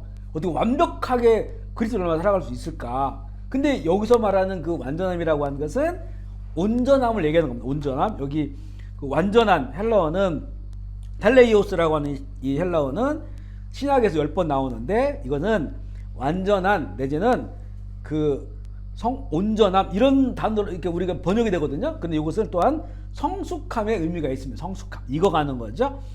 그 절대적인 의미에서 완전함을 의미하는 경우는 없어요. 이 단어가 쓰여질 때. 그러니까 너희가 완전하라 라고 했을 때 이건 100% 퍼펙트한 사람이 되라, 이게 이렇게 쓰여지지 않는다는 거죠. 이거는 성숙함 내지는 온전함, 성숙함의 의미가 대부분입니다. 그리스도인에게 지적이고 도덕적이고 정서적이고 인격적으로 성숙이 중요하지만 핵심 키워드는 영적으로 성숙하는 거예요. 영적으로 성숙해야 인격적으로 성숙해지고 지적으로도 정서적으로도 언어적으로도 성숙해지는 겁니다. 그러니까 우리는 영적 성숙은 예수님을 닮아간다고 하는 거죠. 예수님을 점점점 닮아가는 일에 더욱더 우리가 제자의 삶을 살아야 되고요. 근데 성숙의 핵심은 뭐냐면, 오늘 우리가 이런 골로새서 말씀해 보면 그리스도 안에서 완전함에, 아멘이시죠? 그리스도 밖에서는 안 돼요. 그러니까 자꾸 어떤 세상의 것들로 우리가 뭐 윤리적이고 도덕적이고 뭘 그렇게 찾을 필요가 없어요. 왜냐하면 하나님이 주신 이 기준이 절대 기준이라겠죠. 표준. 그러니까 세상에 말하는 뭐 맹자, 공자, 어떤 도덕, 이거는 비교할 수 없을 정도의 아주 놀라운 그 온전한 기준을 제시하고 계셔요, 주님께서. 그러니까 우리가 주님을 닮아 살아가려고 하는 것, 그리고 그 말씀대로 살아가려고 하는 것, 성령이 우리 안에 계셔서 그리스도 안에서 살아가는 것이 이런 그 온전함을 이루며 살아갈 수 있는 것이라는 거죠. 최소한 중요한 건 뭐냐면 그리스도가 떨어져서는 안 된다는 거예요. 머리 대신 그리스도죠. 머리 대신. 그러면 우리는 지체들이에요. 지체. 여기서 분리되면 안 된다는 거예요. 저기 가가지고 자기가 뭐 윤리적이고 도덕적으로 살아보겠다고, 이거는 안 된다는 거예요. 이거 자기 의밖에 나오는 것이 아니에요. 가장 중요한 게 머리 대신 예수님께 붙어서 있는 그런 지체로 살아가 있을 때. 그래, 다시 말하면 이 온전함이라고 하는 것은 일단은 좀 소극적으로 말하면 예수님의 뜻을 부패하거나 그 부패시키지 않는 그런 삶을 말해요. 주님께서 우리에게 주신 뜻, 성령이 우리 안에 거하셔서 우리를 이끌어 가시는데 아직은 우리가 미약할 수가 있잖아요. 미약해서 덜 성숙할 수 있어요. 그렇지만 그렇다고 주님의 말씀, 주님의 뜻, 성령의 거룩하게 하심을 그것을 썩을 것처럼 부패시키는 그런 삶이 아니라는 거죠. 그러니까 중요한 거는 방향. 지금 내가 아직은 부족해요? 성령께서 우리 성경으로 우리에게 보여주신 성숙한 그리스도 닮은 삶이 있는데 아직은 내가 부족해요. 이제 걸음마하고 그러고 하고 있어요. 하지만 돌아서지는 않는 거예요. 무슨 얘기인지 알겠죠? 다른 방향을 보지 않는 겁니다. 아직도 여전히 나에게는 세상적인 속성이 있어요. 하지만 그것이 있다고 해서 그것이 내 삶의 중심은 될 수가 없어요. 내 삶의 중심은 부족하고 연약하지만 이 하나님의 뜻과 그 말씀, 절대 표준이 되는 그 말씀 가운데 내가 더 훈련을 해야 되고 더 연습을 해야 되고, 그래서 이제는 더욱더 온전하게 이뤄가야 되는 방향으로 서 있는 거지, 다른 방향을 쳐다보고 있거나 이러면 안 된다는 거죠. 이 부분을 바로 온전함을 향해서 나아가는 것이라고 볼 수가 있고요. 더욱더 이런 일들을 위해서 성숙 그리스도를 더 예배하고 경배하고 신뢰하고 사랑하고 순종하고 주인으로 인정하고 이렇게 성숙한 관계를 맺어가면서 성숙함, 온전함으로 자라날 수 있습니다. 어떻게 성숙하느냐? 골로새서 1장 28절 시작. 우리가 그를 전파하여 각 사람을 권하고 모든 지혜로 각 사람을 가르침은 각 사람을 그리스도 안에서 완전한 자로 세우려 함이. 우리가 그를 전파하여 각 사람을 권하고 모든 지혜로 각 사람을 가르친다. 함께 배우고, 그래서 이 교회 공동체가 필요한 거예요.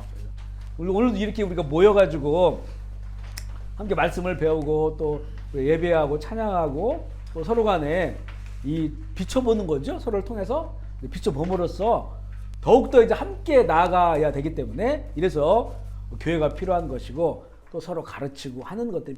또 우리가 오늘 배우잖아요. 그러면 또 우리 교사들은 그 제자들에게 또 가르치고요.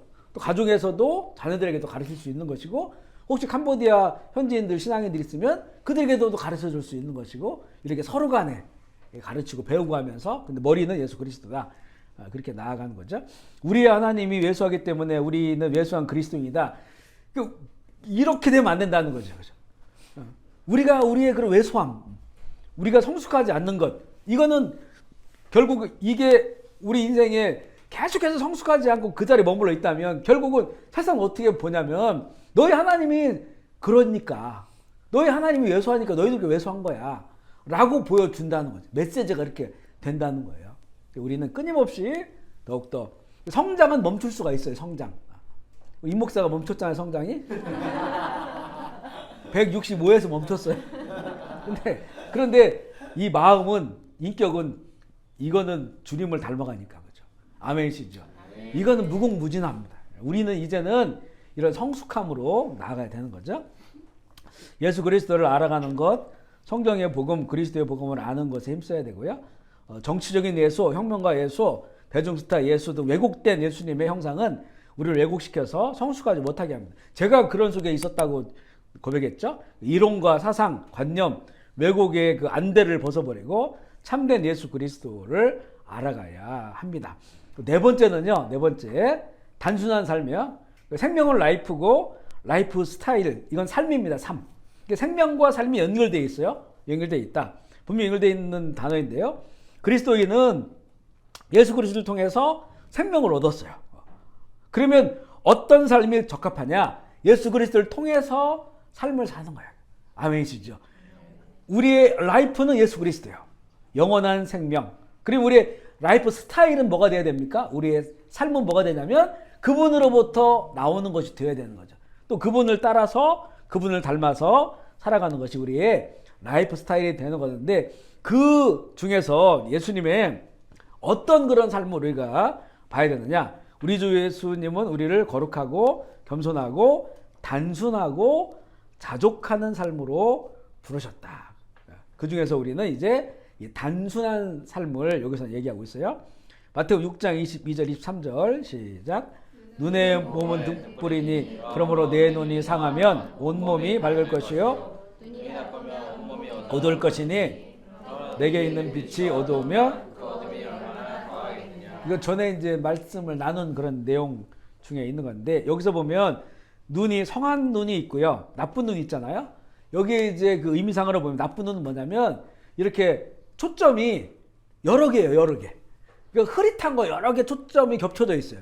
그러니까 이것도 보고 싶고 이것도 보고 싶다고 하니까 이게 서로 겹쳐가지고 환하게 안 보이는 게 나쁜 눈이에요. 성한 눈은 뭐냐면 한 곳을 뚫어지게 쳐다보는 거예요. 여기서 보면 한 곳을. 그래서 이 뒤 내용은 재물과 연결되어 있잖아요. 하나님과 재물을 같이 섬길 수 없다. 그러니까 여기서 이 단순한 삶이라고 하는 것은 오직 예수 그리스도를 바라보며 살아가는 삶이에요. 그분의 말씀, 그분이 우리에게 주신 소망, 영원한 천국이죠. 이것을 바라보면서 살아가는 그런 삶이 바로 밝은 눈을 가진 사람이다. 초점이 흐려지지 않는 그런 삶이다 라고 말할 수가 있어요. 단순한 눈, 이것을 원하시고, 우리 주님께서는 얼마나 단순하셨어요. 그죠? 아버지가 내 안에, 내가 아버지 안에 있고, 아버지만을 바라보면서, 그분의 뜻만을 바라보면서 살아가시니까 다른 염려, 걱정은 아무것도 없으셨어요. 머리 둘 곳이 없으셨죠. 오늘은 어디서 자야 될지, 무엇을 먹어야 될지, 따라다니는 사람이 한두 명도 아니고, 이게 다 걱정거리예요. 우리 세상적으로 보면. 근데 여기에 걱정 없으셨다는 거죠. 하나님 아버지를 뚫어지게 바라보면서 그분의 뜻에 따라 살아가니까 그 모든 것을 더해 주시는 그런 그 하나님의 은혜 가운데서 예수님이 정말 단순하게 살아가 있음을 보게 됩니다. 다섯 번째는 이제 이 균형이에요. 균형. 이건 베드로전서 2장 1절 17절 말씀 쭉 나온 그런 말씀인데요. 나중에 한번 읽어보시고 우리가 이제 그 두 면이 있다는 거예요. 두 면에서 균형이 잡혀야 된다는 건데 첫 번째는 우리 계속 성장해야 되는 그런 우리 개인적으로는 성장해야 되는 그런 존재이고 또 한 존재는 교제를 나누어야 하는 산돌 공동체의 일원이다. 아멘이시죠? 나 스스로는 계속 좋은 제자가 돼야 되는 성장하는 배워야 되는 학생과 같은 이런 한 면이 있고 한 면에는 교회 안에 있는 또 존재이기 때문에 교회 그 공동체 안에서 사귀고 교제하고 하는 그런 살아있는 돌과 같은 리빙 스톤이죠. 그런 이 존재임을 보여주고 있어요. 우리 2장 2절 말씀 읽어볼게요. 시작. 갓난아이 같이 순전하고 신령한 것을 사모하라. 이는 그로 말미암아 너희로 구원에 이르도록 잘해야 된다. 5절 시작. 너희도 산돌같이 신령한 집으로 세워지고 예수 그리스도로 말미암아 하나님이 기쁘게 받으실 신령한 제사를 드릴 북한 제사장이 산돌은 이제는 집을 짓는 그런 그 하나의 벽돌이죠. 이런 존재인데 예를 들어서 이 돌이 계속 어린아이가 자라는 것처럼 자라나면 커지잖아요. 그죠? 집이 커지는 거예요.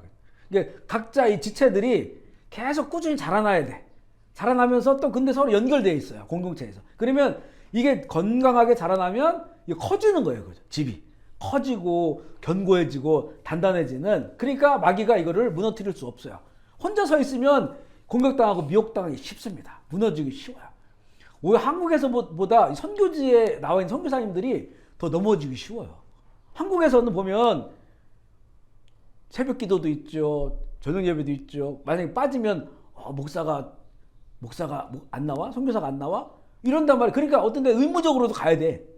선교에 나오니까 아무도 보는 사람이 없어요. 해도 그만 안 해도 그만이야. 그러니까 이게 혼자 이렇게 있으니까 공격도 심해지고 무너지기 쉬운 거예요. 그리고 이렇게 그 사역지에 있는 사역자들 어떤 뭐랄까요? 어떤 그 동역자? 이렇게 보면 또 같이 세워질 수 있는데 나보다 밑에 있는 사람 이렇게 따져보면 같이 세워질 수가 없어요. 자기 혼자 서 있는 거예요. 그리고 이거는 이 미혹당하고 시험 들고 넘어지고 무너지는 일이 많기 때문에 그래서 한국 교회가 선교사님을 위해서 많이 기도해 줘야 된다. 이런 그 면으로 우리가 또 볼 수도 있어요. 그리고 이제 그런 두 명이다. 또 하나는 예배에 드려야 하는 거룩한 제사장. 예배자죠. 그리고 또 한쪽에는 증거해야 하는 하나님의 소유된 백성. 세상 속에서는 그 또 증거해야 되는. 이쪽에서는 예배자, 여기는 그 우리가 예배하는 자를 증거해야 되는 세상 속에 살아가는 그런 복음 전도자. 5절 읽어볼게요. 시작. 하나님이 기쁘게 받으실 신령한 제사를 드릴 거룩한 제사장이 10절 시작.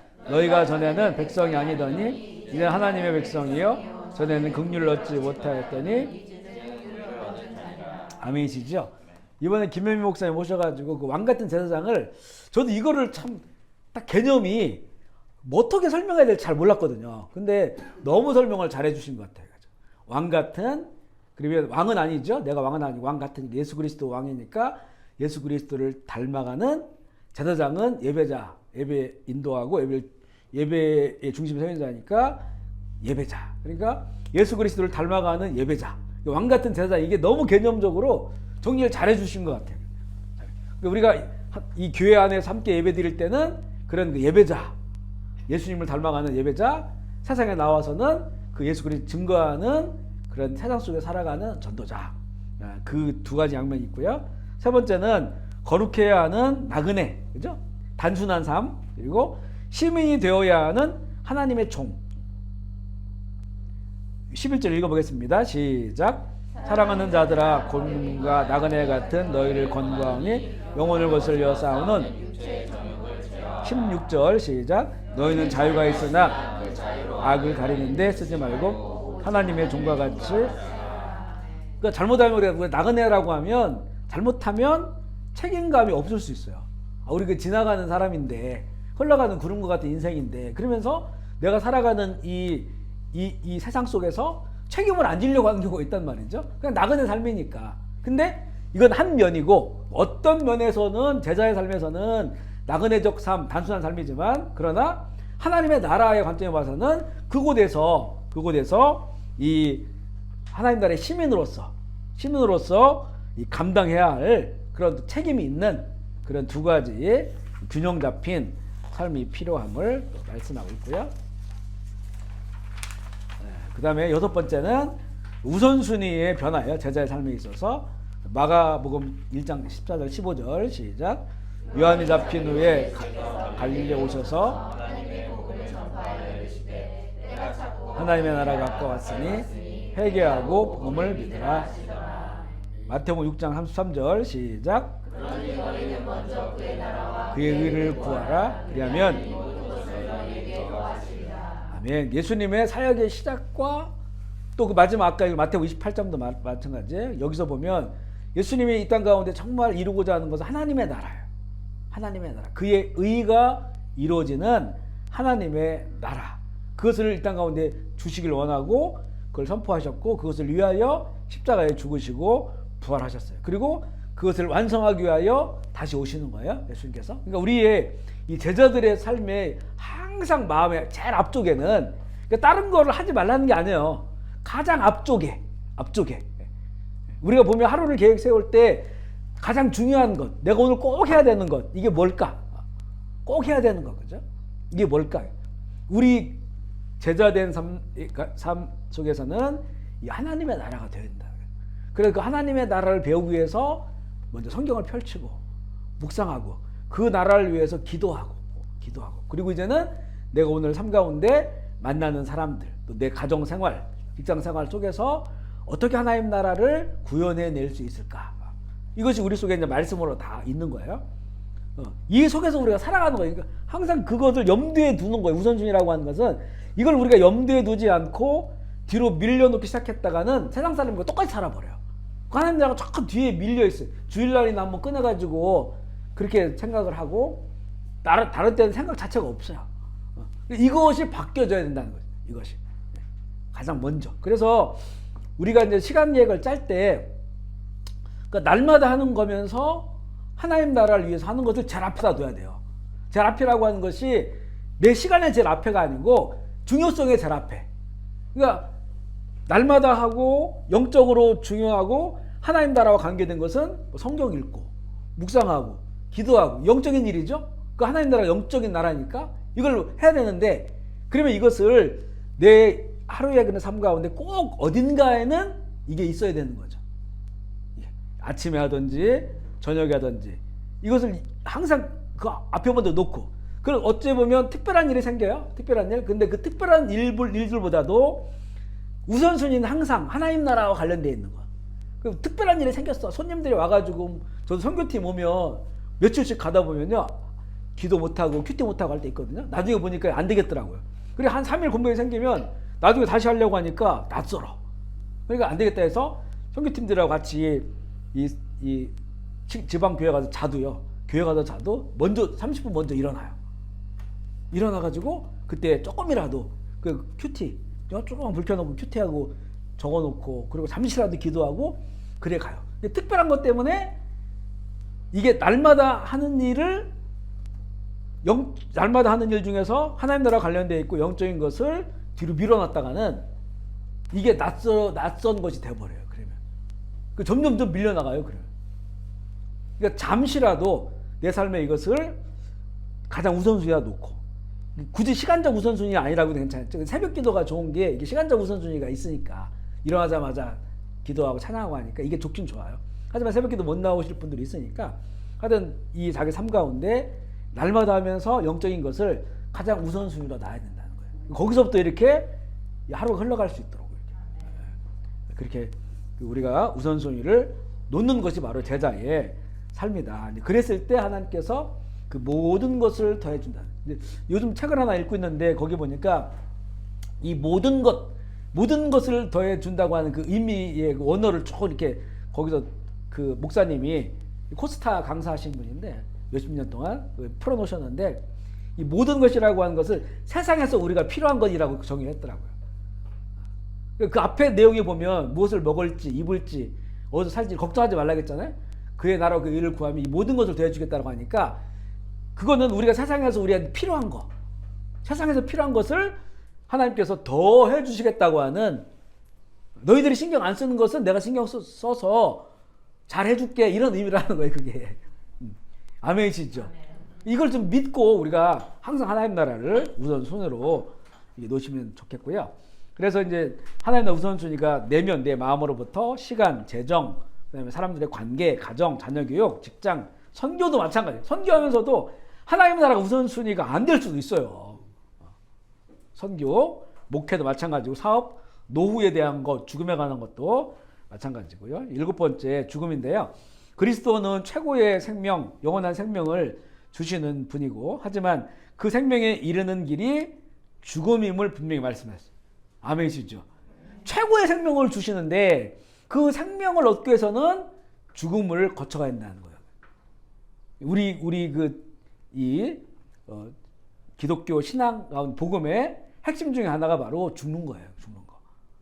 죽는 거에 대한 개념이 완전히 바뀌어야 돼요. 요한복음 10장 17절 시작. 내가 내 목숨을 버리는 것은 아버지께서, 아멘이시죠? 다시 얻을 때 그 다시는 특별한 생명이에요. 이건 영원한 생명을 얻기 위해서 내가 내 목숨을 버린다. 빌립보서 1장 21절 23절 시작. 이는 내게 사는 것이 그리스도니 죽은 것도 유익함이라. 그러나 만일 육신으로 사는 이것이 내 일의 열매일진데 무엇을 택해야 할지는 나는 알지 못하노라. 내가 그 둘 사이에 끼었으니 떠나서 그리스도와 함께 있는 것이 훨씬 더 좋은 일이라. 아멘이시죠? 사도 바울의 참 갈등이에요, 그죠? 갈등. 자기는 지금 예수 그리스도 안에서 거듭난 삶을 살아보니까 빨리 세상에서 떠나서 죽어서 주님과 함께 그리스도와 함께 있는 것을 너무 원해요, 지금. 그렇지만 그렇다고 스스로 목숨을 끊을 수가 없는 거잖아요. 남은 살아있는 시간에 이방인들에게 복음을 전하기 위하여 내가 살아가는 것뿐이지, 자기의 지금 소망은 죽음에 있는 거예요. 죽어야 영원한 그리스도와 함께 특별한 그 생명을 누릴 수 있다는 거죠. 그러니까 이게 모든 거듭난 크리스찬들의 동일한 그런 마음, 똑같아. 죽음에 대한 두려움이 없어져요. 그런데 예수님 오래 믿는데 이상하게 익상하리만큼 죽음에 대해서 두려움을 갖는 분들이 있어요. 무언가 이 신앙은 점검해 볼 필요가 있는 거예요. 세상을 너무 좋아하고 살아있는 거를, 이건 천국에 대한 소망, 성경에 나와 있는 그 천국에 대한 그 소망을 갖지 않는 거예요. 죽음에 대한 두려움이 너무 강해요. 또 그런 분들 참 여러 번 만나봤습니다. 근데 오랫동안 신앙생활 하는데도 죽음을 그렇게 두려워하는 거예요. 근데 정말 거듭난 그리스도인이라면 이 죽음에 대해서 동일한 생각들을 갖게 돼요. 이건 하나의 더 영원한 삶을 위한 그런 관문에 불과하기 때문에 사도 바울은 와서 저렇게 빨리 주님 나라 가고 싶다는 거잖아요. 그런데 이방인 선교에 대한 사명이 있기 때문에 결국에는 사도 바울이 목배임을 당했어요. 로마에서 목배임을 당해가지고 그 이제 성경에는 없지만 그 역사 속에는 있어요. 그 머리가 3번을 튀었어요. 3번을 튀었는데 그 튄 자리가 이게 한 10여 미터 돼요. 거기마다 조그만 교회 건물, 교회는 아니고 그 건물을 조그맣게 세워놨어요. 그런데 거기서 나온 그 역사가 뭐냐면 사도 바울의 피가 빨간 피가 아니고 흰 피가 나왔다는 거예요. 이거 사도 바울이 뭐라고 고백하냐면 내가 달려갈 길을 다 가고 전제처럼 부어졌다. 전제는 포도주로 드리는 거거든요. 예배를 드리는 건데 포도주가 붉은색, 사람 피를 상징하는 거거든요. 그러니까 사도 바울 이제는 자기가 남은 그런 시간들 이방인 선교를 위하여 내 피를 다 쏟았다는 거예요. 그리고 이제는 때가 왔다. 때가 왔다. 이 슬픈 게 아니고 너무 감격적으로 이제 때가 왔구나. 이제 나에겐 상급이 남았구나. 그러면서 그 말씀 있잖아요. 그러고 나서 이제 목배임 당했더니 붉은 피가 아니고 피를 다 쏟았으니까 흰 피가 나왔다는 거예요. 흰 피가. 그래 그걸 기념해서 거기에다 조그만 교회를 세웠는데 거기 가보면 그 사도 바울 목배임 당한 곳에 이렇게 동그란 이렇게 돌을 세워놨는데 거기다 목을 대고 쳤다는 거예요. 물론 그게 진짜인지 아닌지는 모르겠는데 저희가 이제 목사님들 줄 서가지고 다 해봤거든요. 저도 해봤거든요. 해봤는데 그때는 모르겠더라고요. 감동도 없었고 그때는 제가 믿음도 없었고 어떤 막 그때도 이제 목회는 하고 있었지만 온전하지 않았기 때문에 그냥 차갑다 이런 느낌만 들었었는데 죽음 지금은 이제는 이게 완전히 바뀌었어요. 죽음에 대한 개념이. 결국 우리가 죽어야 되는 거예요. 물론 이제는 육체적 죽음이 아니더라도 우리의 삶이 하늘의 미래의 땅에 떨어지는 것처럼 이 세상 가운데서 늘 자기 죽음을 선포해야 돼요. 사도 바울 난 날마다 죽노라 그랬잖아요. 그러면 반대로 말하면 난 날마다 사는 거예요. 살기 위해 죽는 거예요. 아멘이시죠? 나는 날마다 죽노라. 예수 그리스도 십자가를 내 몸에 지고 죽노라. 근데 그거는 예수님이 말씀한 것처럼 영원한 삶을 위하여, 또 특별한 삶을 위하여. 이 세상에도 마찬가지예요. 내가 미랄이 돼서 죽어야만이 내 생명뿐만 아니라 영원 많은 생명들이 살아가게 되는 그런 특별한 생명을 누리게 되고요. 예수님은 지극히 평범한 사람들을 부르셨지만 그의 부르심은 결코 평범한 것이 아니었습니다. 그들의 그물을 내려놓고 직업을 포기하고 가족을 떠나 그를 따르는 것을 기대하셨고요. 그는 그들이 십자가를 질 것을 기대하셨고 필요하다면 십자가 위에서 죽는 것까지도 기대하셨습니다. 이것이 바로 제자 도입니다. 주님을 따라 사는 길 곳곳에서 죽음이라는 신호등을 만나게 됩니다. 그때마다 내 죽음을 인정하고 통과하지 않으면 제자의 길을 끝까지 바로 갈 수 없습니다. 그리스도의 제자의 길은 그 정점은 죽어야 사는 길입니다. 그래서 이 예수님이 갈릴리 호수 가서 그 다시 물고기를 잡는, 그러니까 제자를 포기했죠. 포기하고 가서 다시 어부가 된 그들에게 찾아가서 다시 만났잖아요. 그때 이제는 베드로에게 내가 나를 사랑하느냐 묻잖아요. 그리고 이제는 네가 죽을 것이다. 나를 위해서 죽을 것이다. 그렇게 이제 인생을 예언을 해주세요. 그런데 그 전에 3번 사랑하냐고 물어봐요. 그러니까 결국은 이 죽음을 이기고 뛰어넘을 수 있는 것은 그는 아버지의 사랑이다. 아버지의 사랑, 하나님의 사랑, 십자가의 사랑, 주님을 사랑하는 그 사랑이고 또 그 사랑이 우리를 담대하게 두려움이 없이 죽음의 길로 인도하는 힘이 됨을 알게 됩니다. 그거 한번 읽어볼까요? 요한복음 21장 16절로 19절 시작. 또 두 번째로 이르시되 내가 나를 사랑하느냐 하시니 이르되 주님 그러하나이다. 내가 주님을 사랑하는 줄 주님께서 아시나이다. 이르시되 내 양을 치라 하시고 세 번째 이르시되 요한의 아들 시몬아 네가 나를 사랑하느냐 하시니 주께서 세 번째 내가 나를 사랑하느냐 하심으로 베드로가 근심하여 이르시되 주님 모든 것을 아시오매 내가 주님을 사랑하는 줄을 주님께서 아시나이다. 예수께서 이르시되 내 양을 먹이라. 내가 진실로 진실로 내게 이르노니 네가 젊어서는 스스로 띠띠고 원하는 곳으로 다녔거니와 늙어서는 내 팔을 벌리리니 남이 내게 띠띠우고 원하지 아니하는 곳으로 데려가리라. 이 말씀을 하심은 베드로가 어떠한 죽음으로 하나님께 영광을 돌릴 것을 가리키심이라. 이 말씀을 하시고 베드로에게 이르시되 나를 따르라 하시니. 요한복음 13장 34절 35절 시작. 새 계명을 너에게 주느니 서로 사랑하라. 내가 너희를 사랑한 것 같이 너희도 서로 사랑하라. 너희가 서로 사랑하면 이로써 모든 사람이 너희가 내 제자인 줄 알리라. 아멘이시죠? 사랑으로 사는 것이고 사랑으로 죽는 것이고 그것이 바로 제자의 삶인 것을 보여주십니다. 오늘 제자의 죄에 대해서 7가지의 내용을 나누었어요. 좀 많은 것들을 좀 나누었지만 우리가 몇 가지 마음에 생각나시는 대로 예수 그리스도를 닮아 사는 것, 또 예수와 함께 살고 예수와 함께 죽는 것, 그래서 영원한 생명을 누리는 그런 제자의 삶이 됨을 마음 가운데 새기고 이 시간 결단하면서 함께 주의 이름 부르고 통성으로 기도하겠습니다. 두 손을 가슴에 한번 닿아보세요. 두 손을, 한 손이 심장에 닿을 수 있도록 두 손을 가슴에 이렇게 대주시면 제가 기도하겠습니다. 하나님 아버지, 이 시간에 사랑의 성령께서 우리의 마음과 우리의 심장과 우리의 양심과 우리 내면 가운데 임재하여 주시고 우리가 정말로 예수 그리스도의 참 제자로 살아가기를 결단하오니 주님 우리의 제자의 삶을 인도하여 주시옵소서. 너무나 부족하오니 더 잘 배우게 하시고 훈련하게 하시고, 주님 내 안에 있는 제자의 삶을 방해하는 하나님부터 오지 않는 것들은 예수 그리스도 십자가를 못 받고 주께서 그 가운데 예수 그리스도께서 기뻐하시는 제자의 삶으로 우리를 인도하여 주시옵소서. 하나님 아버지, 오늘 이 시간에 주의 성령께서 우리의 마음 가운데 기름 부어 주시옵소서.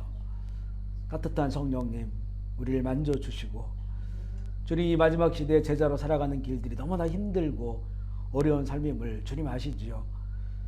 주께서 우리를 인도하여 주시옵소서. 우리를 이끌어 주시옵소서. 주님, 우리 모두가 예수 안에서 한 마음 한 뜻을 따라 함께 예배하며 또 세상 속에 살지만 세상을 분별하고 하나님의 선하시고 기뻐하시고 온전한 뜻을 이뤄가며 살아갈 수 있도록 주님 인도하여 주시옵소서. 주님, 오늘 이곳 가운데 함께한 주의 종들 한 분 한 분 기억하여 주옵소서.